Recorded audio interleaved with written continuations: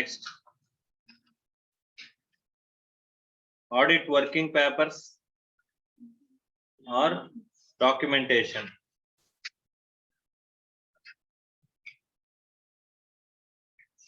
మా audit documentation గురించి మనం ఆల్రెడీ చెప్పుకున్నామమ్మా. ఆడిట్ డాక్యుమెంటేషన్ అనేది ఎక్కడెక్కడ వస్తుంది అని చెప్పేసానంటే ఆల్రెడీ ఎస్ఏ 300 ప్లానింగ్ గురించి మాట్లాడుకున్నాం. అందులో మనం ఓవరాల్ ఆడిట్ స్ట్రాటజీని ఆడిట్ ప్లాన్ ని ఏం చేయాలన్నారమ్మా, డాక్యుమెంట్ చేయాలని చెప్తున్నారు కదా. అంటే documentation comes at a stage అమ్మా, ప్లానింగ్ స్టేజ్ లో వస్తుందా రావట్లేదా? తర్వాత ప్రొసీజర్స్ పెర్ఫార్మ్, మనం ఏ ప్రొసీజర్స్ పెర్ఫార్మ్ చేసాం అనేది ప్రొసీజర్స్ పెర్ఫార్మ్డ్ కూడా మనం డాక్యుమెంట్ చేయాలి. దాని నుంచి మనం గ్యాదర్ చేసిన ఏం చేయాలి, ఆడిట్ ఎవిడెన్స్ గ్యాదర్ చేయాలి. ఓకే, తర్వాత ఇంకేం డాక్యుమెంట్ చేయాలమ్మా, కంక్లూజన్స్ అరైవ్ అవుతాం కదమ్మా, ఈ కంక్లూజన్స్ మనం ఏం చేయాలి, డాక్యుమెంట్ చేయాలండి. ఇలా ఎవ్రీ స్టేజ్ లోని documentation will play very key role. అర్థమవుతుందా? సో కాబట్టి ఇక్కడ డాక్యుమెంటేషన్ అని చెప్పేసి అంటే వర్కింగ్ పేపర్స్ అమ్మా. అవును, వర్కింగ్ పేపర్స్ అనేవి ఎవరు అసెట్ అమ్మా, ఎవరు ప్రిపేర్ చేస్తున్నారు? ఆడిటరే కదమ్మా ప్రిపేర్ చేసుకుంటున్నాడు, ఆడిటరే కదమ్మా ఇచ్చేస్తున్నాడు, గ్యాదర్ చేస్తున్నాడు ఎవిడెన్స్, దాన్ని డాక్యుమెంట్ చేసుకుంటున్నాడు. వాడు ఓవరాల్ ఆడిట్ స్ట్రాటజీని ప్లానింగ్ ఎలా చేశాడు, దాన్ని ఆడిట్ ప్లాన్ ఎలా ప్రిపేర్ చేశాడు, ఆడిట్ ప్లాన్ ని డాక్యుమెంట్ చేస్తున్నాడు. అందులో ప్రొసీజర్స్ ఏమేమి పెర్ఫార్మ్ చేయాలో ప్లాన్ చేసుకున్నవి, యాక్చువల్ గా ప్రొసీజర్స్ పెర్ఫార్మ్ చేసినవి, దాని నుంచి వచ్చిన అవుట్కమ్ ఆఫ్ ఎవిడెన్స్ ని, దాని నుంచి మనం గ్యాదర్ చేసిన మనం ఒక అరైవ్ కంక్లూజన్స్ ని ఇవన్నీ కూడా ఏం చేస్తున్నాడమ్మా, డాక్యుమెంట్ చేస్తున్నాడు కదమ్మా. So audit working papers are the asset of, ఏమంటారంటే అసెట్ ఆఫ్ ఆడిటర్. సార్ వీటిని మనం ఎవరికైనా ఇప్పుడు మన క్లయింట్ కి ఇచ్చేయాల్సిన అవసరం ఉందా? ఇప్పుడు అందులో ఏ ఇన్ఫర్మేషన్ ఉంటుందమ్మా, working papers contain information about clients ఇన్ఫర్మేషనే కదమ్మా. క్లయింట్స్ ఇన్ఫర్మేషన్ మన ఇన్ఫర్మేషన్, క్లయింట్స్ ఇన్ఫర్మేషనే కదమ్మా. అలాంటప్పుడు client can ask for the total documentation అంతా నాకు సబ్మిట్ చేయండి అని చెప్పేసి అని అడగచ్చా? ఇప్పుడు మీ అసెట్ అనుకున్నప్పుడు మీ ప్రాపర్టీని వేరే వాడు అడిగితే ఇచ్చేస్తారమ్మా, ఇచ్చేస్తారా ఎవరా? మరి ఆడిట్ వర్కింగ్ పేపర్స్ కూడా ఏంటంటున్నాడు, మీ అసెటే కదమ్మా. మరి అలాంటప్పుడు ఆ అసెట్ ని వాళ్ళకి సబ్మిట్ చేసేస్తారా క్లయింట్ కి? ఈవెన్ దో క్లయింట్ అనేవాడు మీకు టోటల్ అసెట్, అదే ఈ క్లయింట్ ఇన్ఫర్మేషన్ ఈ డాక్యుమెంటేషన్ లో ఉన్నా సరే మనం క్లయింట్ కి ఇవ్వాల్సిన అవసరం లేదంటాం. అర్థమైందా? ఒకవేళ క్లయింట్ అడిగితే కనుక మనం చూపించాల్సిన అవసరం ఉందా? నో, అది కూడా మన డిస్క్రిప్షన్ అమ్మా.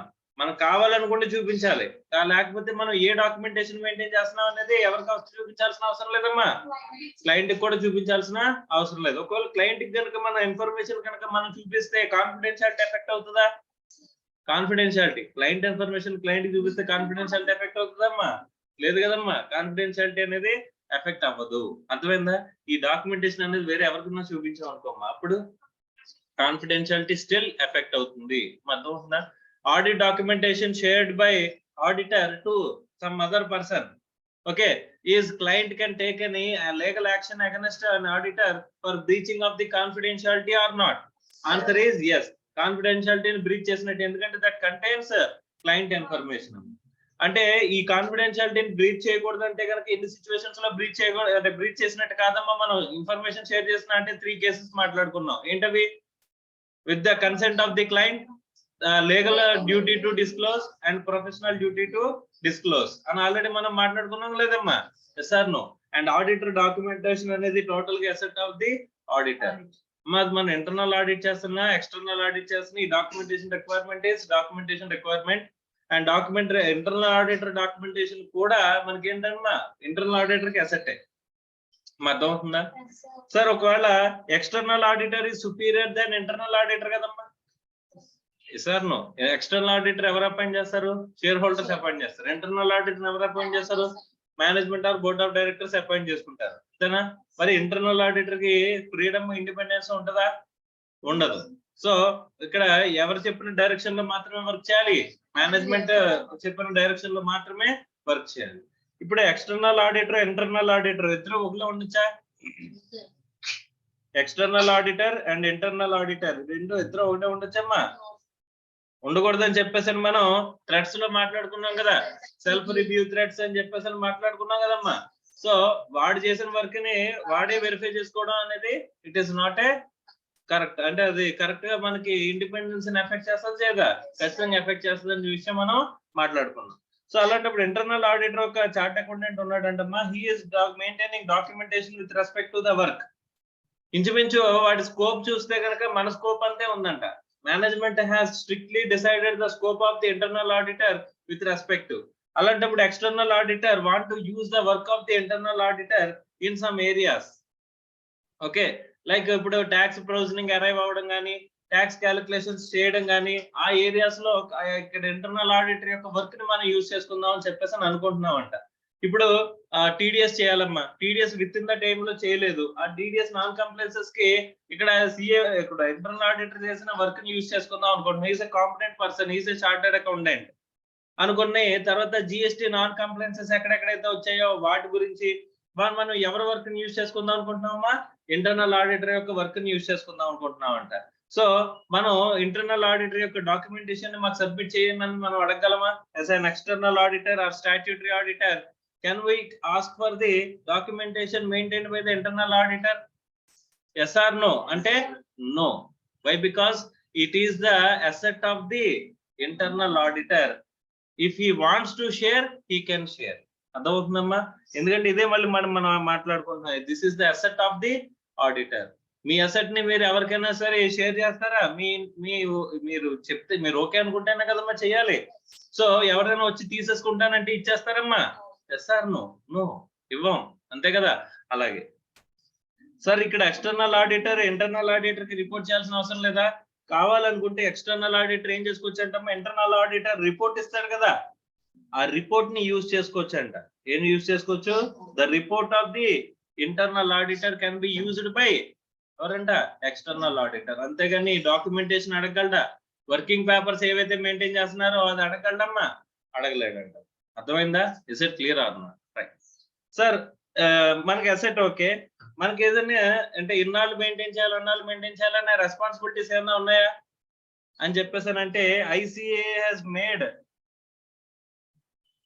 రికమెండేషన్స్ ఆర్ మ్యాండేషన్స్. ఏం చేసిందంట? At least a period of 7 years మీరు మెయింటైన్ చేయాలి. At least a period of 7 years. Audit complete అయిన పీరియడ్ నుంచి మీరు ఎన్నాళ్ళు మెయింటైన్ చేయాలంటే ఆడిట్ డాక్యుమెంటేషన్ 7 years మెయింటైన్ చేయాలంట. అర్థమవుతుందా? 7 years లోపు మనకి ఇప్పుడు మనకి పీర్ రివ్యూ పడింది అనుకోమ్మా. పీర్ రివ్యూ గురించి మాట్లాడుకున్నాం కదా, ఈక్వల్స్ రివ్యూ అని చెప్పేసి. ఇప్పుడు ఐసిఏ పీర్ రివ్యూ రికమెండ్ చేసి మన ఆడిట్ ఫర్మ్ వెరిఫై చేద్దాం అనుకుంటుంది అనుకో, అప్పుడు ఆడిట్ అనేది with respect to basic principles governing and audit జరిగింది అని చెప్పేసి తెలియడానికి ఎలా తెలుస్తుందమ్మా? With respect to audit documentation అయినా మనం ఇప్పుడు ఎస్ఏ 300 కంప్లై చేసామా లేదా అని చెప్పేసి ఎలా తెలుస్తుంది? మనం మెయింటైన్ చేసిన overall audit strategy, audit plan కనుక మనం డాక్యుమెంట్ చేసాం అనుకోమా, అందులో చేంజెస్ చేస్తే వాటిని చేంజెస్, దాని రీజన్స్ అన్ని డాక్యుమెంట్ చేసి పెట్టామనుకో, ఇప్పుడు పీర్ రివ్యూవర్ వచ్చినోడు ఏం చేస్తాడు? ఓకే, వెరిఫై చేసి పర్టికులర్ స్టాండర్డ్ వీళ్ళు కంప్లై చేశారని చెప్తాడు చెప్పడా? Yes or no? So suppose ఇంతకు ముందు మనం మాట్లాడుకున్నాం ఇనిషియల్ ఆడిట్ ఎంగేజ్మెంట్స్ అని చెప్పేసి, అందులో మన ప్రీవియస్ ఆడిటర్ కమ్యూనికేషన్ మనం తీసి ఒకసారి డాక్యుమెంట్ చేసుకున్నాం. అంటే ప్రీవియస్ ఆడిటర్ కమ్యూనికేట్ చేశాడు అని చెప్పి చెప్పేసి దేని బేస్ చేసుకుని తెలుస్తుందమ్మా? ఆడిట్ డాక్యుమెంటేషన్ బేస్ చేసుకునే కదా తెలుస్తుంది ఆ స్టాండర్డ్ కంప్లై చేశారా లేదా అనేది. Yes or no? అంటే ఈ రిక్వైర్మెంట్స్ అన్ని కూడా ఇప్పుడు సపోజ్ ఎస్ఏ 210 ఉంది, టర్మ్స్ ఆఫ్ ఆడిట్ ఎంగేజ్మెంట్. ఆ టర్మ్స్ ఆఫ్ ఆడిట్ ఎంగేజ్మెంట్ కి సంబంధించిన ఆ లెటర్ ని మనం ఏం చేసామంటే డాక్యుమెంట్ చేసామంట. ఓకే, సైన్ ఆఫ్ అంటే సిగ్నేచర్ తీసుకుని మేనేజ్మెంట్ దగ్గర నుంచి అది మనం ఏం చేసుకున్నాం? మనం డాక్యుమెంట్ చేసుకున్నాం. అప్పుడు అది చూడగానే ఏమర్థం అవుతుందమ్మా? ఎస్ఏ 210 లో చెప్పిన అన్ని ఆస్పెక్ట్స్ ఇక్కడ కవర్ చేసాడా లేదా అని చెప్పేసి అర్థం అవుతుందా? Yes or no? ఇలా మనకి ఇప్పుడు మనం ఆడిట్ అనేది with respect to principles and policies and or standards on auditing ని కంప్లై చేస్తూ చేసామని చెప్పేసి ఏది డెమాన్స్ట్రేట్ చేస్తుంది? Documentation will demonstrate. అర్థం అవుతుందా? Is it clear or not? So audit documentation వల్ల అడ్వాంటేజెస్ ఏముంటాయమ్మా? ఇప్పుడు మనం చేసిన వర్క్ ని రివ్యూ చేసుకోవచ్చా లేదా? Yes or no? అందులో మనం ఎక్కడైనా ఆస్పెక్ట్స్ అనేవి ఇక్కడ మిస్టేట్మెంట్స్ అనేవి ఐడెంటిఫై చేస్తా ఎన్ని రాసుకుంటూ వెళ్ళామనుకోమ్మా, తర్వాత మనం కంక్లూజన్స్ అరైవ్ అయినప్పుడు కంక్లూజన్స్ అరైవ్ అవ్వడానికి ఈజీగా ఉంటుందో ఉండదమ్మా? Yes or no? ఇలా వేరియస్ అడ్వాంటేజెస్ అనేవి మనం మాట్లాడుకోవచ్చు. సార్ ఈ అడ్వాంటేజెస్ మాట్లాడుకున్న వర్కింగ్ పేపర్స్ ఆర్ డాక్యుమెంటేషన్ ఏదైతే మాట్లాడుతున్నారో అవి ఎన్ని రకాలుగా మనకు ఉంటాయి అని చెప్పేసానంటే the documentation is of 2 types అంటాం. పర్మనెంట్ ఆడిట్ ఫైల్ అంటారు, రెండోది కరెంట్ ఆడిట్ ఫైల్.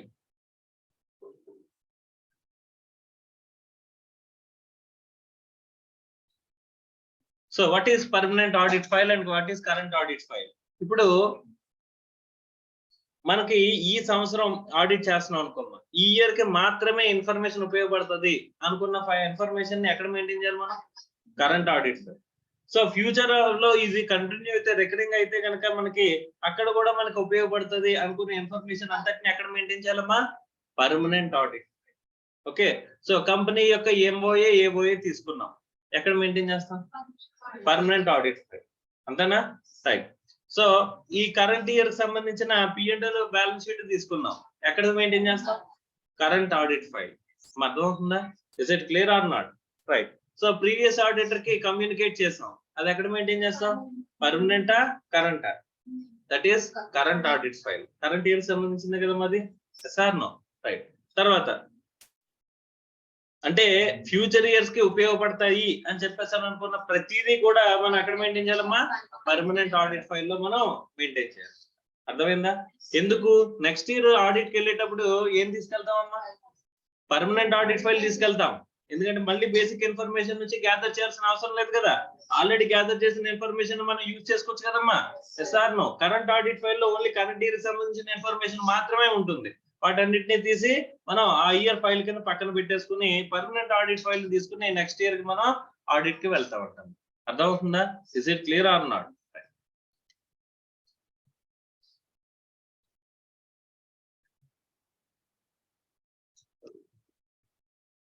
ఒకసారి కొన్ని ఆస్పెక్ట్స్ చూద్దామమ్మా. మీనింగ్ చూడండి. Documentation refers to working papers.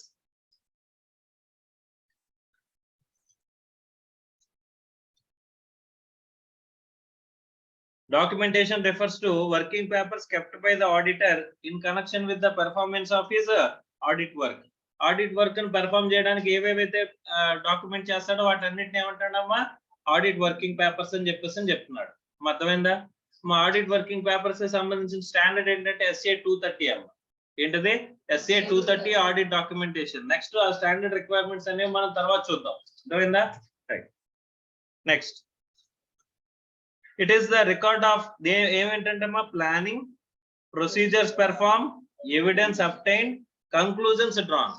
ఇది ఆల్రెడీ మనం మాట్లాడుకున్నాం లేదా? అంటే ఏ ఆస్పెక్ట్స్ మనం డాక్యుమెంట్ చేస్తామంట?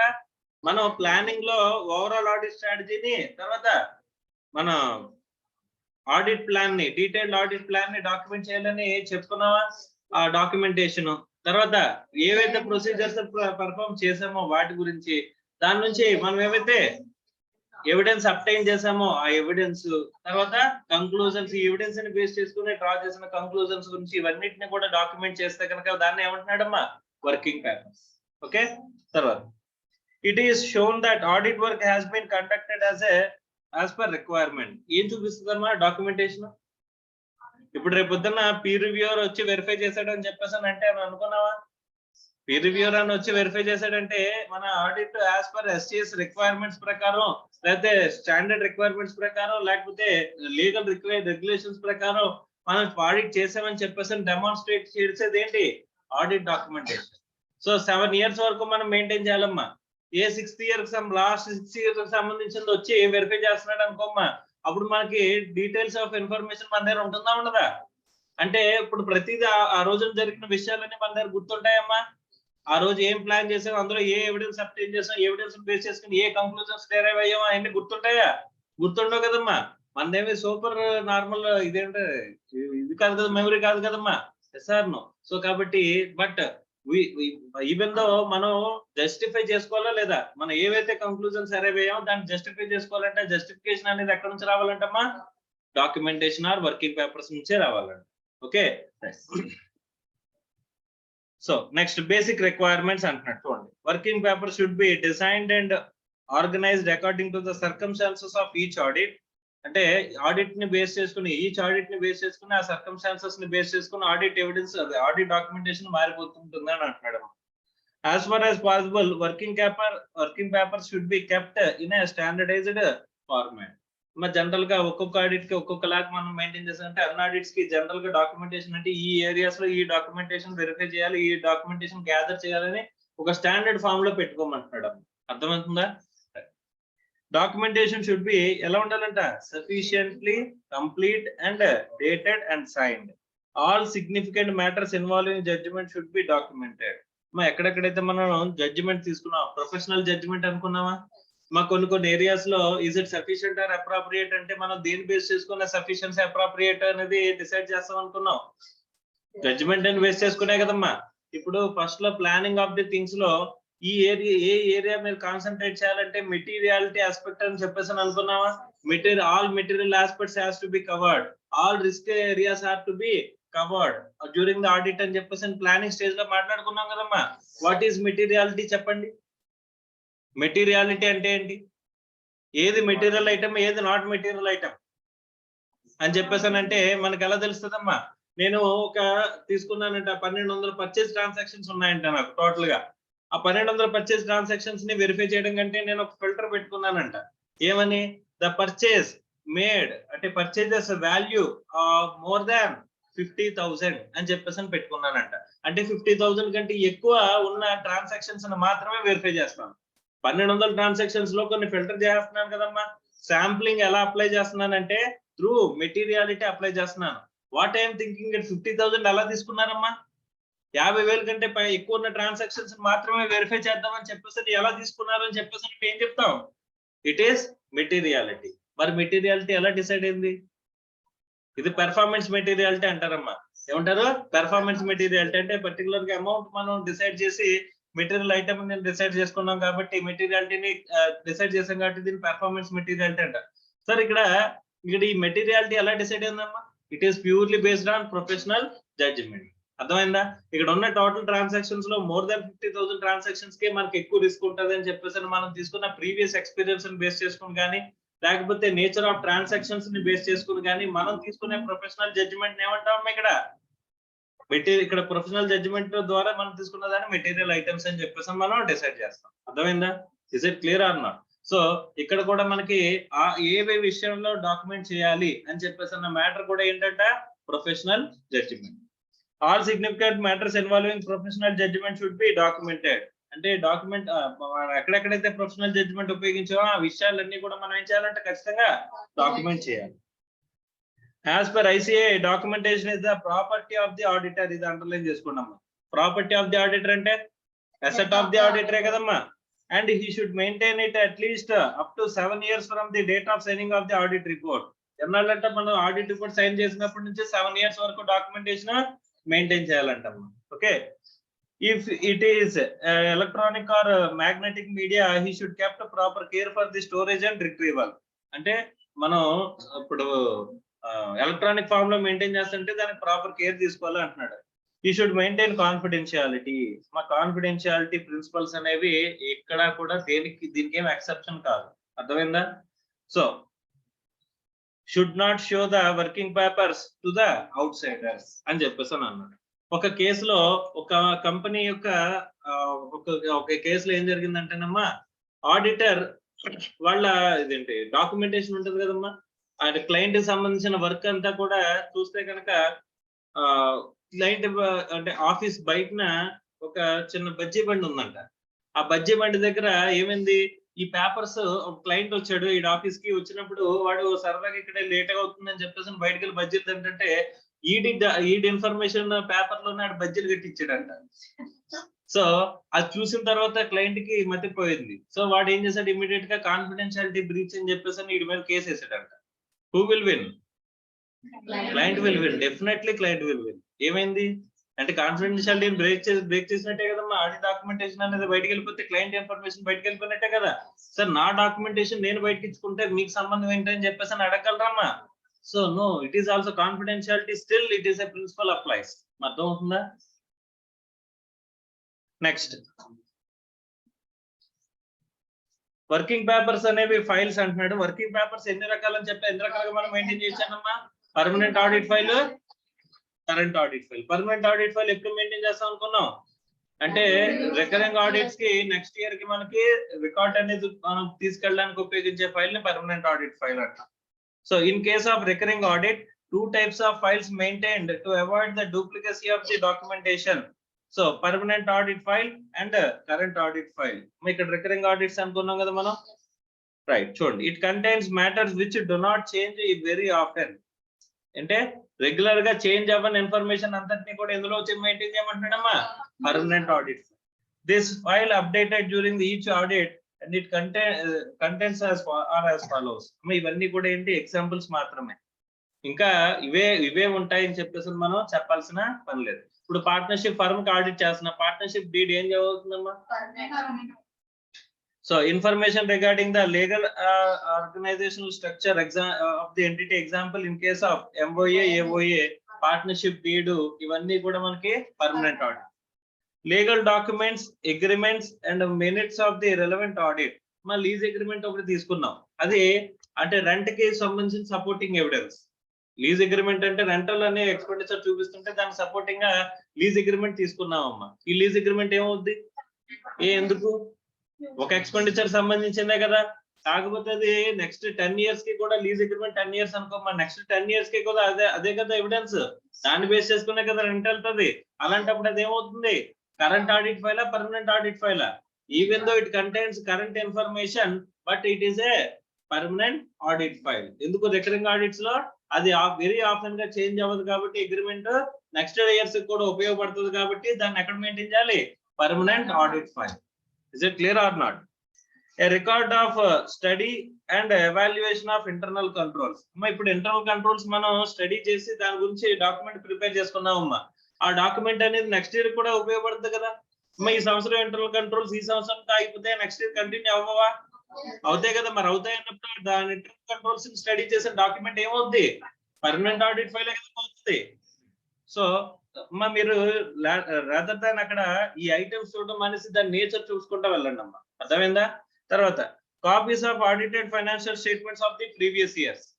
అంటే దాని ప్రీవియస్ ఇయర్స్ ఫైనాన్షియల్ స్టేట్మెంట్స్ యొక్క కాపీస్ బేస్ చేసుకునే మనం ఇందులో ఏవే ఆస్పెక్ట్, ఇప్పుడు మనం ఆడిట్ ప్లాన్ చేసుకునేటప్పుడు లాస్ట్ ఇయర్ ఏవైతే క్వాలిఫికేషన్స్ ఉన్నాయో ఆ క్వాలిఫికేషన్స్ ని ఇయర్ లో కరెక్ట్ గా అడ్రస్ చేశారా లేదా చెక్ చేయాలా లేదమ్మా? అది మళ్ళీ రిపీట్ అయినాయా లేదా చూడాలా చూడక్కర్లేదా? మరి అంటే రిపీట్ అయితే కనుక వాటిని మళ్ళీ మనం కూడా కంటిన్యూ చేయాలా రిపోర్టింగ్ లో? లాస్ట్ ఇయర్ ఒక ఆడిటర్ ఏం చేశాడంటే కొన్ని క్వాలిఫికేషన్స్ మెన్షన్ చేశాడమ్మా. Subject to these qualifications, financial statements represent true and fair view అని అన్నాడు. మరి అదే సిచ్యువేషన్స్ ని కంపెనీ కంటిన్యూ చేస్తుంది అనుకోమ్మా, మనం కూడా ఆడిట్ రిపోర్ట్ లో ఈ ఆస్పెక్ట్స్ అన్ని కూడా కంటిన్యూ చేయాలా లేదా? అంటే యాజ్ ఏ మనకి బేసిస్ కింద ఉపయోగపడట్లేదా? మరి ఈ ఆస్పెక్ట్స్ ని క్లియర్ చేశారా, క్లియర్ చేయలేదా అని చెప్పేసి వెరిఫై చేయాలంటే ఏం కావాలి? Previous auditors financial statements, audit report ఇవన్నీ కూడా మన దగ్గర ఉండాలి. సో ఆ ఆడిట్ రిపోర్ట్ ఇప్పుడు కరెంట్ ఇయర్ మనం ప్రిపేర్ చేసిన ఆడిట్ రిపోర్ట్ కూడా నెక్స్ట్ ఇయర్ కి ఏమవుద్ది? ఓపెనింగ్స్ చెక్ చేసుకోవడానికి అది ఉపయోగపడుతుంది కదమ్మా. సార్ నువ్వు ఇక్కడ క్వాలిఫికేషన్స్ మనం మెన్షన్ చేసి నెక్స్ట్ కంటిన్యూ అయినా లేదా చెక్ చేసుకోవడానికి కూడా ఉపయోగపడుతుంది కదా. అందుకని చెప్పేసి ప్రీవియస్ ఆడిటర్స్ ప్రీవియస్ ఇయర్స్ యొక్క ఆడిట్ రిపోర్ట్స్ ఇవన్నీ కూడా ఏమవుతాయి? పర్మనెంట్ ఆడిట్ ఫైల్ లోకి వస్తాయి. అర్థమైందా? Analysis of significant ratios and trends. అమ్మా అనలిటికల్ ప్రొసీజర్స్ అంటారమ్మా. ఏమంటారు? Analytical procedures. ఇప్పుడు what is ratios and trends అంటే ఏంటంటే కంపారిజన్స్ అన్నమాట, కంపారిటివ్స్. ఓకే, ఇండస్ట్రీ నార్మ్స్ తో పోల్చుకుంటే మనం ఎలా ఉన్నాం, ఓకే, సో ఆ ప్రీవియస్ ఇయర్ తో పోల్చుకుంటే ఇప్పుడు పొజిషన్ ఎలా ఉంది. మనం ఎంత ఆడిట్ కండక్ట్ చేసినా మొత్తం అన్ని వెరిఫై చేసేసినా ఎక్కడో కూడా ఓవరాల్ గా మిస్టేక్స్ జరుగుతాయేమో అనే ఒక ఉద్దేశం ఉంటుందా లేదమ్మా? సో అందుకని చెప్పేసి little bit of comparison points మనం పెట్టుకోవచ్చా? ఆ కంపారిజన్ పాయింట్స్ కోసం మనం రేషియోస్ ని యూజ్ చేసుకోవచ్చమ్మా. Like last year net profit percentage 10% ఉంది, ఈ ఇయర్ నెట్ ప్రాఫిట్ పర్సెంటేజ్ 55% వచ్చేసింది. ఎంత ఉంది? లాస్ట్ టైమ్ 10%, ఇప్పుడు 55% వచ్చింది. అంటే ఏదో ఎఫెక్ట్ చేస్తుంది కదా. లాస్ట్ ఇయర్ ట్రాన్సాక్షన్స్ లాగే ఇయర్ కూడా ట్రాన్సాక్షన్స్ ఉన్నట్లయితే అంత వేరీ అవుతుందమ్మా. మన సేల్ పెరిగిందే 10% అంట, ఓకే, కానీ మన నెట్ ప్రాఫిట్ 55% పెరిగిందంట. అంటే సంథింగ్ హ్యాస్ బీన్ చేంజ్డ్. అంటే దాని రీజన్స్ అనేవి మనం లిస్ట్ అవుట్ చేసుకోవాలి కదమ్మా. సో ఒకవేళ రీజన్స్ కనుక లిస్ట్ అవుట్ చేసుకోకపోతే కనుక రీజన్స్ కనుక ఏమీ లేవు, లాస్ట్ టైం లాగే బిజినెస్ అనేది కంటిన్యూ అయింది, P&L లాస్ట్ టైం లాగే కంటిన్యూ అయింది, ఈ ప్రాఫిట్ ని ఎంత ఇదిగా ఎఫెక్ట్ చేసే ఏ ఆస్పెక్ట్ కూడా మనకి ఇంకా అవ్వలేదు, లేదా న్యూ ట్రాన్సాక్షన్స్ ఏమి రాలేదు అని చెప్పేసి అని అనుకుంటే ఖచ్చితంగా అక్కడ ఏం జరిగినట్టు, రిపోర్టింగ్ లో కానీ, ప్రెజెంటేషన్ లో కానీ, ప్రిపరేషన్ లో కానీ మిస్టేక్ ఉన్నట్టేనా? ఎస్ సార్, అది ఎలా కనిపెట్టాం మనం? బేస్డ్ ఆన్ ది ఒక ట్రెండ్ అండ్ రేషియోస్ కనిపెట్టాం కదమ్మా. Comparison with the previous financials, comparison with the industry norms, లేకపోతే మనకి ఎక్స్పెండిచర్స్ లో P&L ఎక్స్పెండిచర్స్ ఇచ్చారమ్మా. ఆ ఎక్స్పెండిచర్ లాస్ట్ ఇయర్ శాలరీస్ 10 లక్షలు ఉందంట, ఈ ఇయర్ శాలరీస్ 60 లక్షలు అయిపోయిందంట. ఓకే, కానీ న్యూ రిక్రూట్మెంట్ ఏమీ లేదంట. అంటే ఏం జరుగుంటదమ్మా, లాస్ట్ ఇయర్ మీద కొన్ని అగ్రిమెంట్స్ ప్రకారం ఇంక్రీజ్ అయితే ఎంత ఇంక్రీజ్ అవుతుందమ్మా, మన పాలసీ ప్రకారం 5% ఇంక్రీజ్ అవ్వాలంటే ఎంప్లాయీస్ కి మాక్సిమం మనం ఇంక్రిమెంట్ ఎంత ఇస్తామంటే 5% పర్ అవర్ పాలసీ. అంటే 10 lakhs ఎంత అవ్వాలి, మా అయితే 10,50,000 అవ్వాలి, కానీ ఎంత అయింది, 60 lakhs అయింది. అంటే ఎందుకు, కొన్ని ఎంప్లాయీస్ కొత్త ఎంప్లాయీస్ వచ్చేసారా, లేకపోతే ఇక్కడ మనం ఎంప్లాయీస్ కి ఎక్కువ శాలరీస్ అయినా పే చేస్తామా అని చెప్పేసి అంటే నథింగ్ హ్యాస్ బిన్ డన్. అలా ఎంప్లాయీస్ కొత్తగా ఏమి వచ్చేయలేదు, వాళ్ళకి అబ్నార్మల్ ఇన్సెంటివ్స్, అబ్నార్మల్ ఇంక్రిమెంట్స్ మనం ఇవ్వలేదంట. అక్కడ ఏం జరిగిందని చెప్పేసి చూడొచ్చు. అంటే by comparison last year total దీంట్లో అంటే శాలరీస్ టు సేల్స్ అని చూసామనుకోమ్మా, అప్పుడు ఒక ఎక్స్పెండిచర్ పర్సెంటేజ్ వస్తుందో 1% వచ్చింది, ఇప్పుడు ఏకంగా 3% వచ్చింది. అంత వేరియేషన్ ఎందుకు వచ్చింది అని చెప్పేసి మనం ఏం చేయొచ్చు, ఎక్కడైనా మిస్టేట్మెంట్స్ ఉన్నాయా అని చెప్పేసి మనం మళ్ళీ వెరిఫై చేయడానికి వెళ్ళొచ్చు కదమ్మా. మనం ఆడిట్ లో ఫాలో అయ్యేది శాంప్లింగ్ అమ్మా. అంటే అలాంటప్పుడు మనం మెటీరియల్ ఆస్పెక్ట్స్ ని శాంప్లింగ్ లో మిస్ అయ్యే అవకాశం ఉంటుందా లేదా? మనం ప్లాన్ చేసుకున్న థింగ్స్ లో మనం ఏది మెటీరియల్ ఏదే నాన్ మెటీరియల్ అనుకుని ఉపయోగించేటప్పుడు ఈ అనలిటికల్ ప్రొసీజర్స్ కూడా మనకు ఉపయోగపడవా? Yes or no? Is it clear అన్నట్టు. సిగ్నిఫికెంట్ డీవియేషన్స్ ఉన్న వాటిని అన్నింటినీ వెరిఫై చేయడానికి పెడతామా లేదమ్మా? అలా సిగ్నిఫికెంట్ డీవియేషన్స్ ని వెరిఫై చేయడానికి పెట్టాలి అంటే కనుక మనం ఐడెంటిఫై చేసిన ట్రెండ్స్, ఐడెంటిఫై చేసిన రేషియోస్ ఇవన్నీ కూడా మనం డాక్యుమెంట్ చేయాలి కదమ్మా. సో లాస్ట్ ఇయర్ ఎలా ఉన్నాయని చెప్పేసి మనం డాక్యుమెంట్ చేయాలంటే కనుక అది ఏ ఫైల్లో ఉండాలి, మనకి పర్మనెంట్ ఫైల్లో ఉండాలా, కరెంట్ ఫైల్లో ఉండాలా? అంటే నెక్స్ట్ ఇయర్ కాదు ఉపయోగపడుతుందా, ఉపయోగపడదా? సార్ నువ్వు ఉపయోగపడుతుంది అనుకుంటే దాన్ని ఏం చేయాలి, పర్మనెంట్ ఆడిట్ ఫైల్లో పెట్టాలి. Copies of management letters issued by the auditor. Okay, తర్వాత record of the communication with the retiring auditor.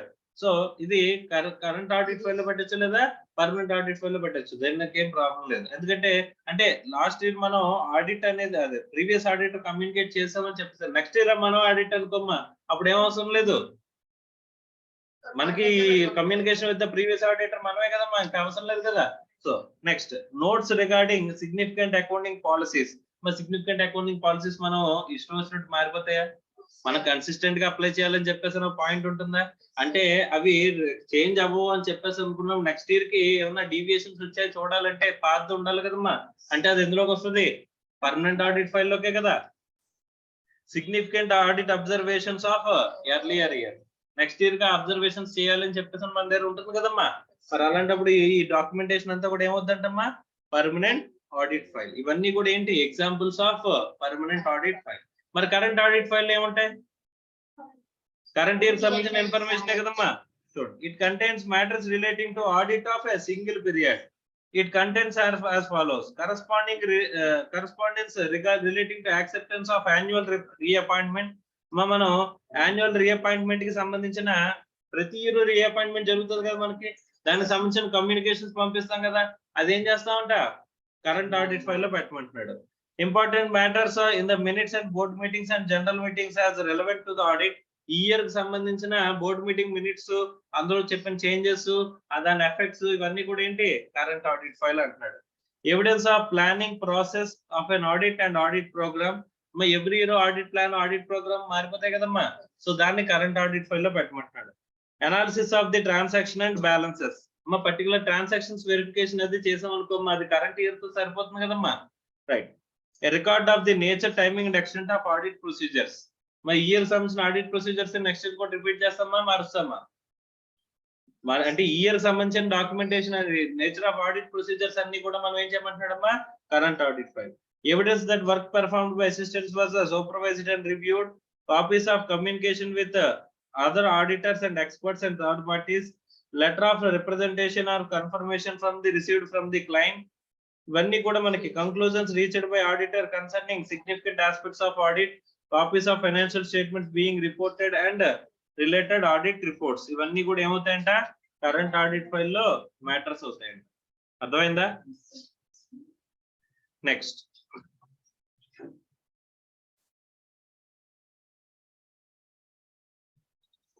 ఈ ఆడిట్ నోట్బుక్ అనేది 5 మార్క్స్ క్వశ్చన్ కింద అడుగుతాడమ్మ.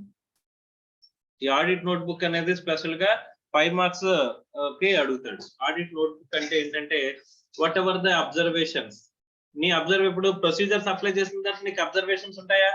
అబ్జర్వేషన్స్ అన్ని ఒక చోట రాసుకున్నాం అనుకోమ్మా, that is nothing but that is called audit notebook. It is a bound book. అమ్మా బౌండ్ బుక్ అంటే నిజంగా బుక్ లాగా ఉండాల్సిన అవసరం లేదు. ఇట్ ఈస్ ఈవెన్ ఒక ట్యాబ్ లో నువ్వు రాసుకున్న, ఒక సెల్ ఫోన్ లో రాసుకున్న, that will also be considered as audit notebook. అర్థమవుతుందా? ఆడిట్ నోట్బుక్ అంటే it is generally a bound book which records large variety of matters observed during the audit. మనం వాచ్ డాగ్ బ్లడ్ హౌండ్, మరి మనం observe చేసిన things అన్ని కూడా ఒక చోట రాసుకోవాలి కదమ్మా. సో నథింగ్ బట్ ఏం చేస్తారంటే అది ఒక చోట రాసుకుంటే దాన్ని అబ్జర్వేషన్స్ అన్ని కూడా దాన్ని ఆడిట్ నోట్బుక్ అని చెప్పేసి మనకి మాట్లాడుతున్నారు. ఎగ్జాంపుల్స్ ఆఫ్ కంటెంట్స్ ఏమేమి ఉంటాయి అని చెప్పినంటే, audit queries not solved immediately. ఇప్పుడు మనం క్వశ్చన్స్ అడుగుతూ వెళ్తున్నామమ్మా, ఒక ఎంక్వైరీ చేస్తున్నాం, ఎంప్లాయీని ఎంక్వైరీ అనే ఒక ప్రొసీజర్ అప్లై చేస్తున్నాం.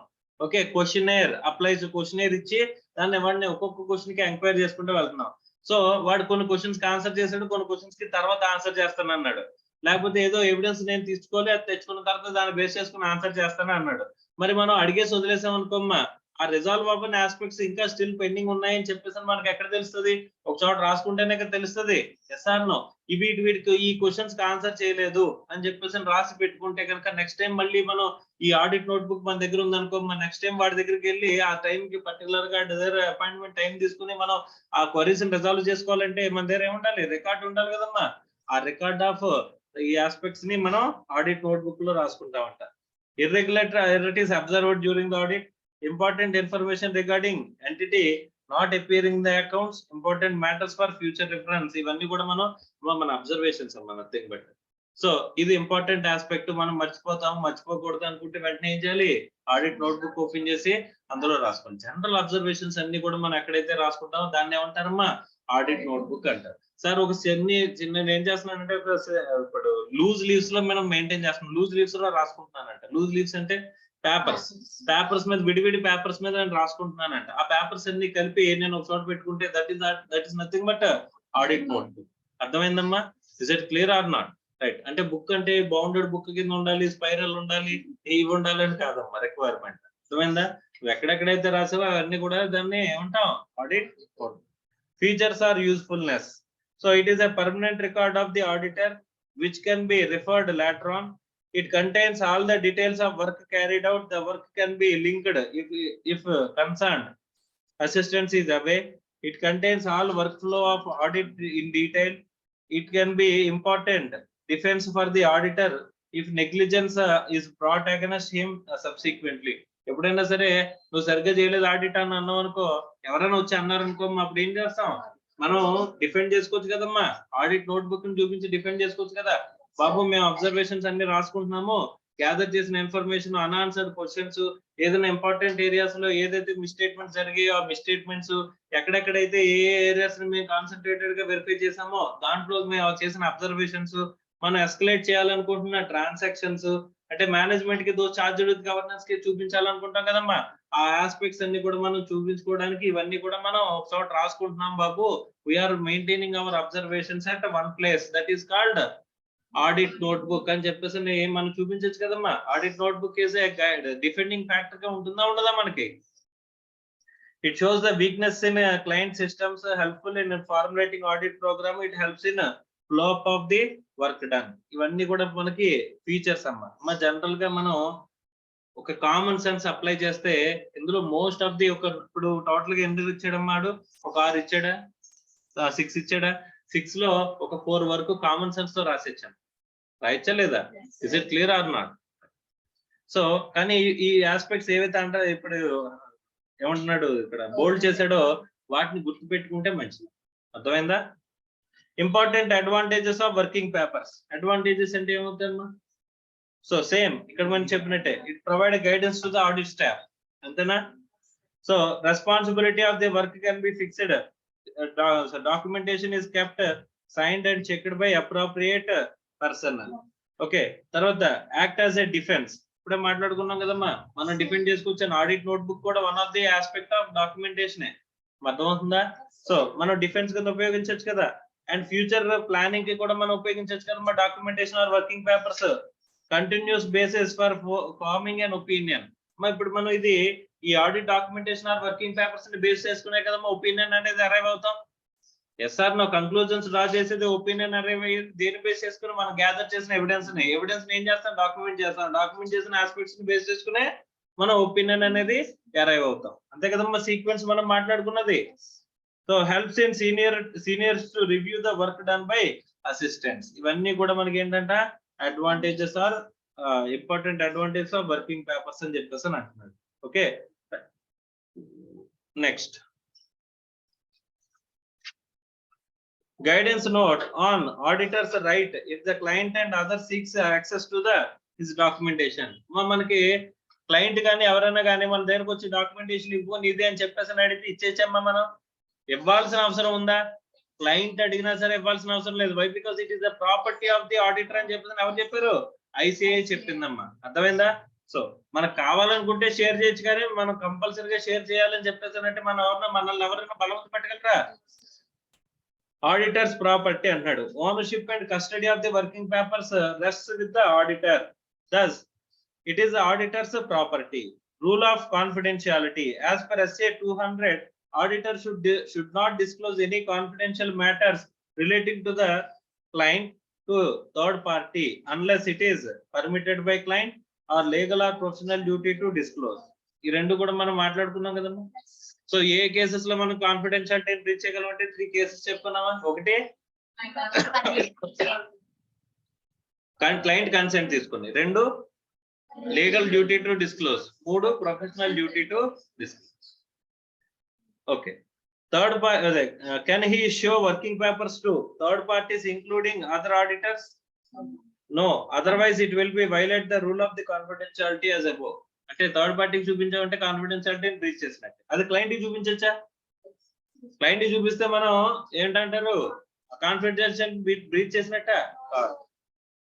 Client does not have any right to access the audit working papers kept by the auditor. Okay, but auditor may at his discretion. Discretion అంటే వాడు కావాలనుకుంటే ఇవ్వచ్చు. So show some or complete working papers to the client. If he shows working papers to the client itself, rule of confidentiality does not arise at all. Antana? Yes, sir. Some ఇప్పుడు documentation 7 years maintain చేయాలని అన్నారు కదమ్మా. ఆ 7 years auditor premises లో maintain చేయాలా, మన client premises లో maintain చేయాలా? ఆడిటర్ ప్రెమిసెస్ లో మెయింటైన్ చేయాలమ్మా. అర్థమైందా? క్లయింట్ ప్రెమిసెస్ లో మెయింటైన్ చేయాలని చెప్పేసి రూల్ అండ్ రెగ్యులేషన్ ఎవ్వగా పెట్టగలడా? లెటర్ ఆఫ్ ఎంగేజ్మెంట్ ఉంటుంది కదమ్మా, అందులో ఈ క్లయింట్ ఇన్ఫర్మేషన్ బయటకు వెళ్ళకూడదని చెప్పేసి చాలా పెద్ద పెద్ద కంపెనీలు కాన్ఫిడెన్షియాలిటీ కోసం మనకి ఏం చేస్తారమ్మా, అక్కడ మన ప్రెమిసెస్ దాటి మా డాక్యుమెంట్స్ ఏవి కూడా బయటకు వెళ్ళకూడదు, కావాలంటే మీరే ఇక్కడ వచ్చి ఆడిట్ చేసుకుని వెళ్ళిపోండి, ద డాక్యుమెంటేషన్ మీరు మెయింటైన్ చేసుకోండి అని చెప్పేసి అంటే కనుక అక్కడ సేఫ్ కస్టడీ గురించి అండ్ అక్కడ ఎవరికి యాక్సెస్ లేకుండా దానికి ఏం చేయాలమ్మా, దానికి ప్రాపర్ కేర్ అనేది మనం తీసుకోవాలంటాం. అర్థమైందా? వాళ్ళు చెప్పిన రిక్వెస్ట్ ని మనం యాక్సెప్ట్ చేయొచ్చు, అంటే డాక్యుమెంటేషన్ అంతా to be maintained at the premises of the client అనేది దానికి యాక్సెప్ట్ చేయొచ్చు. బట్ దాని సేఫ్ కస్టడీ గార్డింగ్ అంతా కూడా మనకి కంప్లీట్ గా అంటే ఎవరికి యాక్సెస్ వెళ్ళకుండా చూసే ఆస్పెక్ట్ లో మనం రెస్ట్రిక్షన్ అనేది తీసుకోవచ్చు అమ్మా. Is it clear or not? Yes or no? మనం మెయింటైన్ చేసేది డాక్యుమెంటేషన్ ఏదైతే ఉందో ఆ డాక్యుమెంటేషన్ నుంచే కదమ్మా కంక్లూజన్స్ అరైవ్ అవుతాం. అది కనుక క్లయింట్ కి దొరికేసింది అనుకోమ్మా, వాడికి మనం ఏ రిపోర్ట్ ఇచ్చేస్తాం తెలిసిపోదా? సో అది తెలిసిపోయిందంటే కనుక వాడు ఏం చేస్తాడు, మనల్ని థ్రెటన్ చేయడం ఇది చేయడం చేస్తాడు కదమ్మా. అలాంటివి చేయకుండా ఉండాలంటే అసలు మన ఇన్ఫర్మేషన్ అనేది వాడికి ఇవ్వాల్సిన అవసరం లేదు. అర్థమైందా?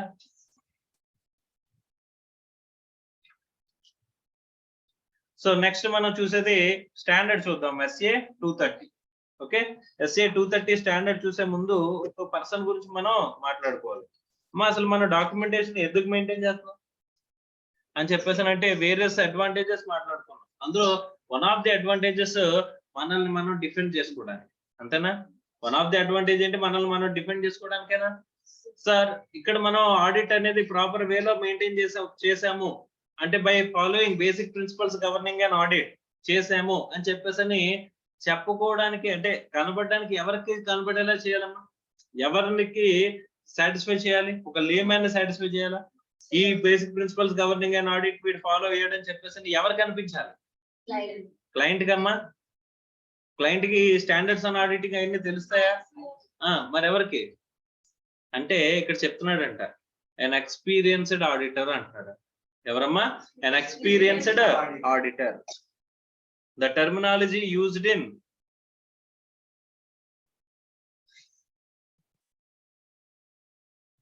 my experienced auditor ante evarante who is having a good knowledge on ఏంటంట accounting standards on auditing and legal requirements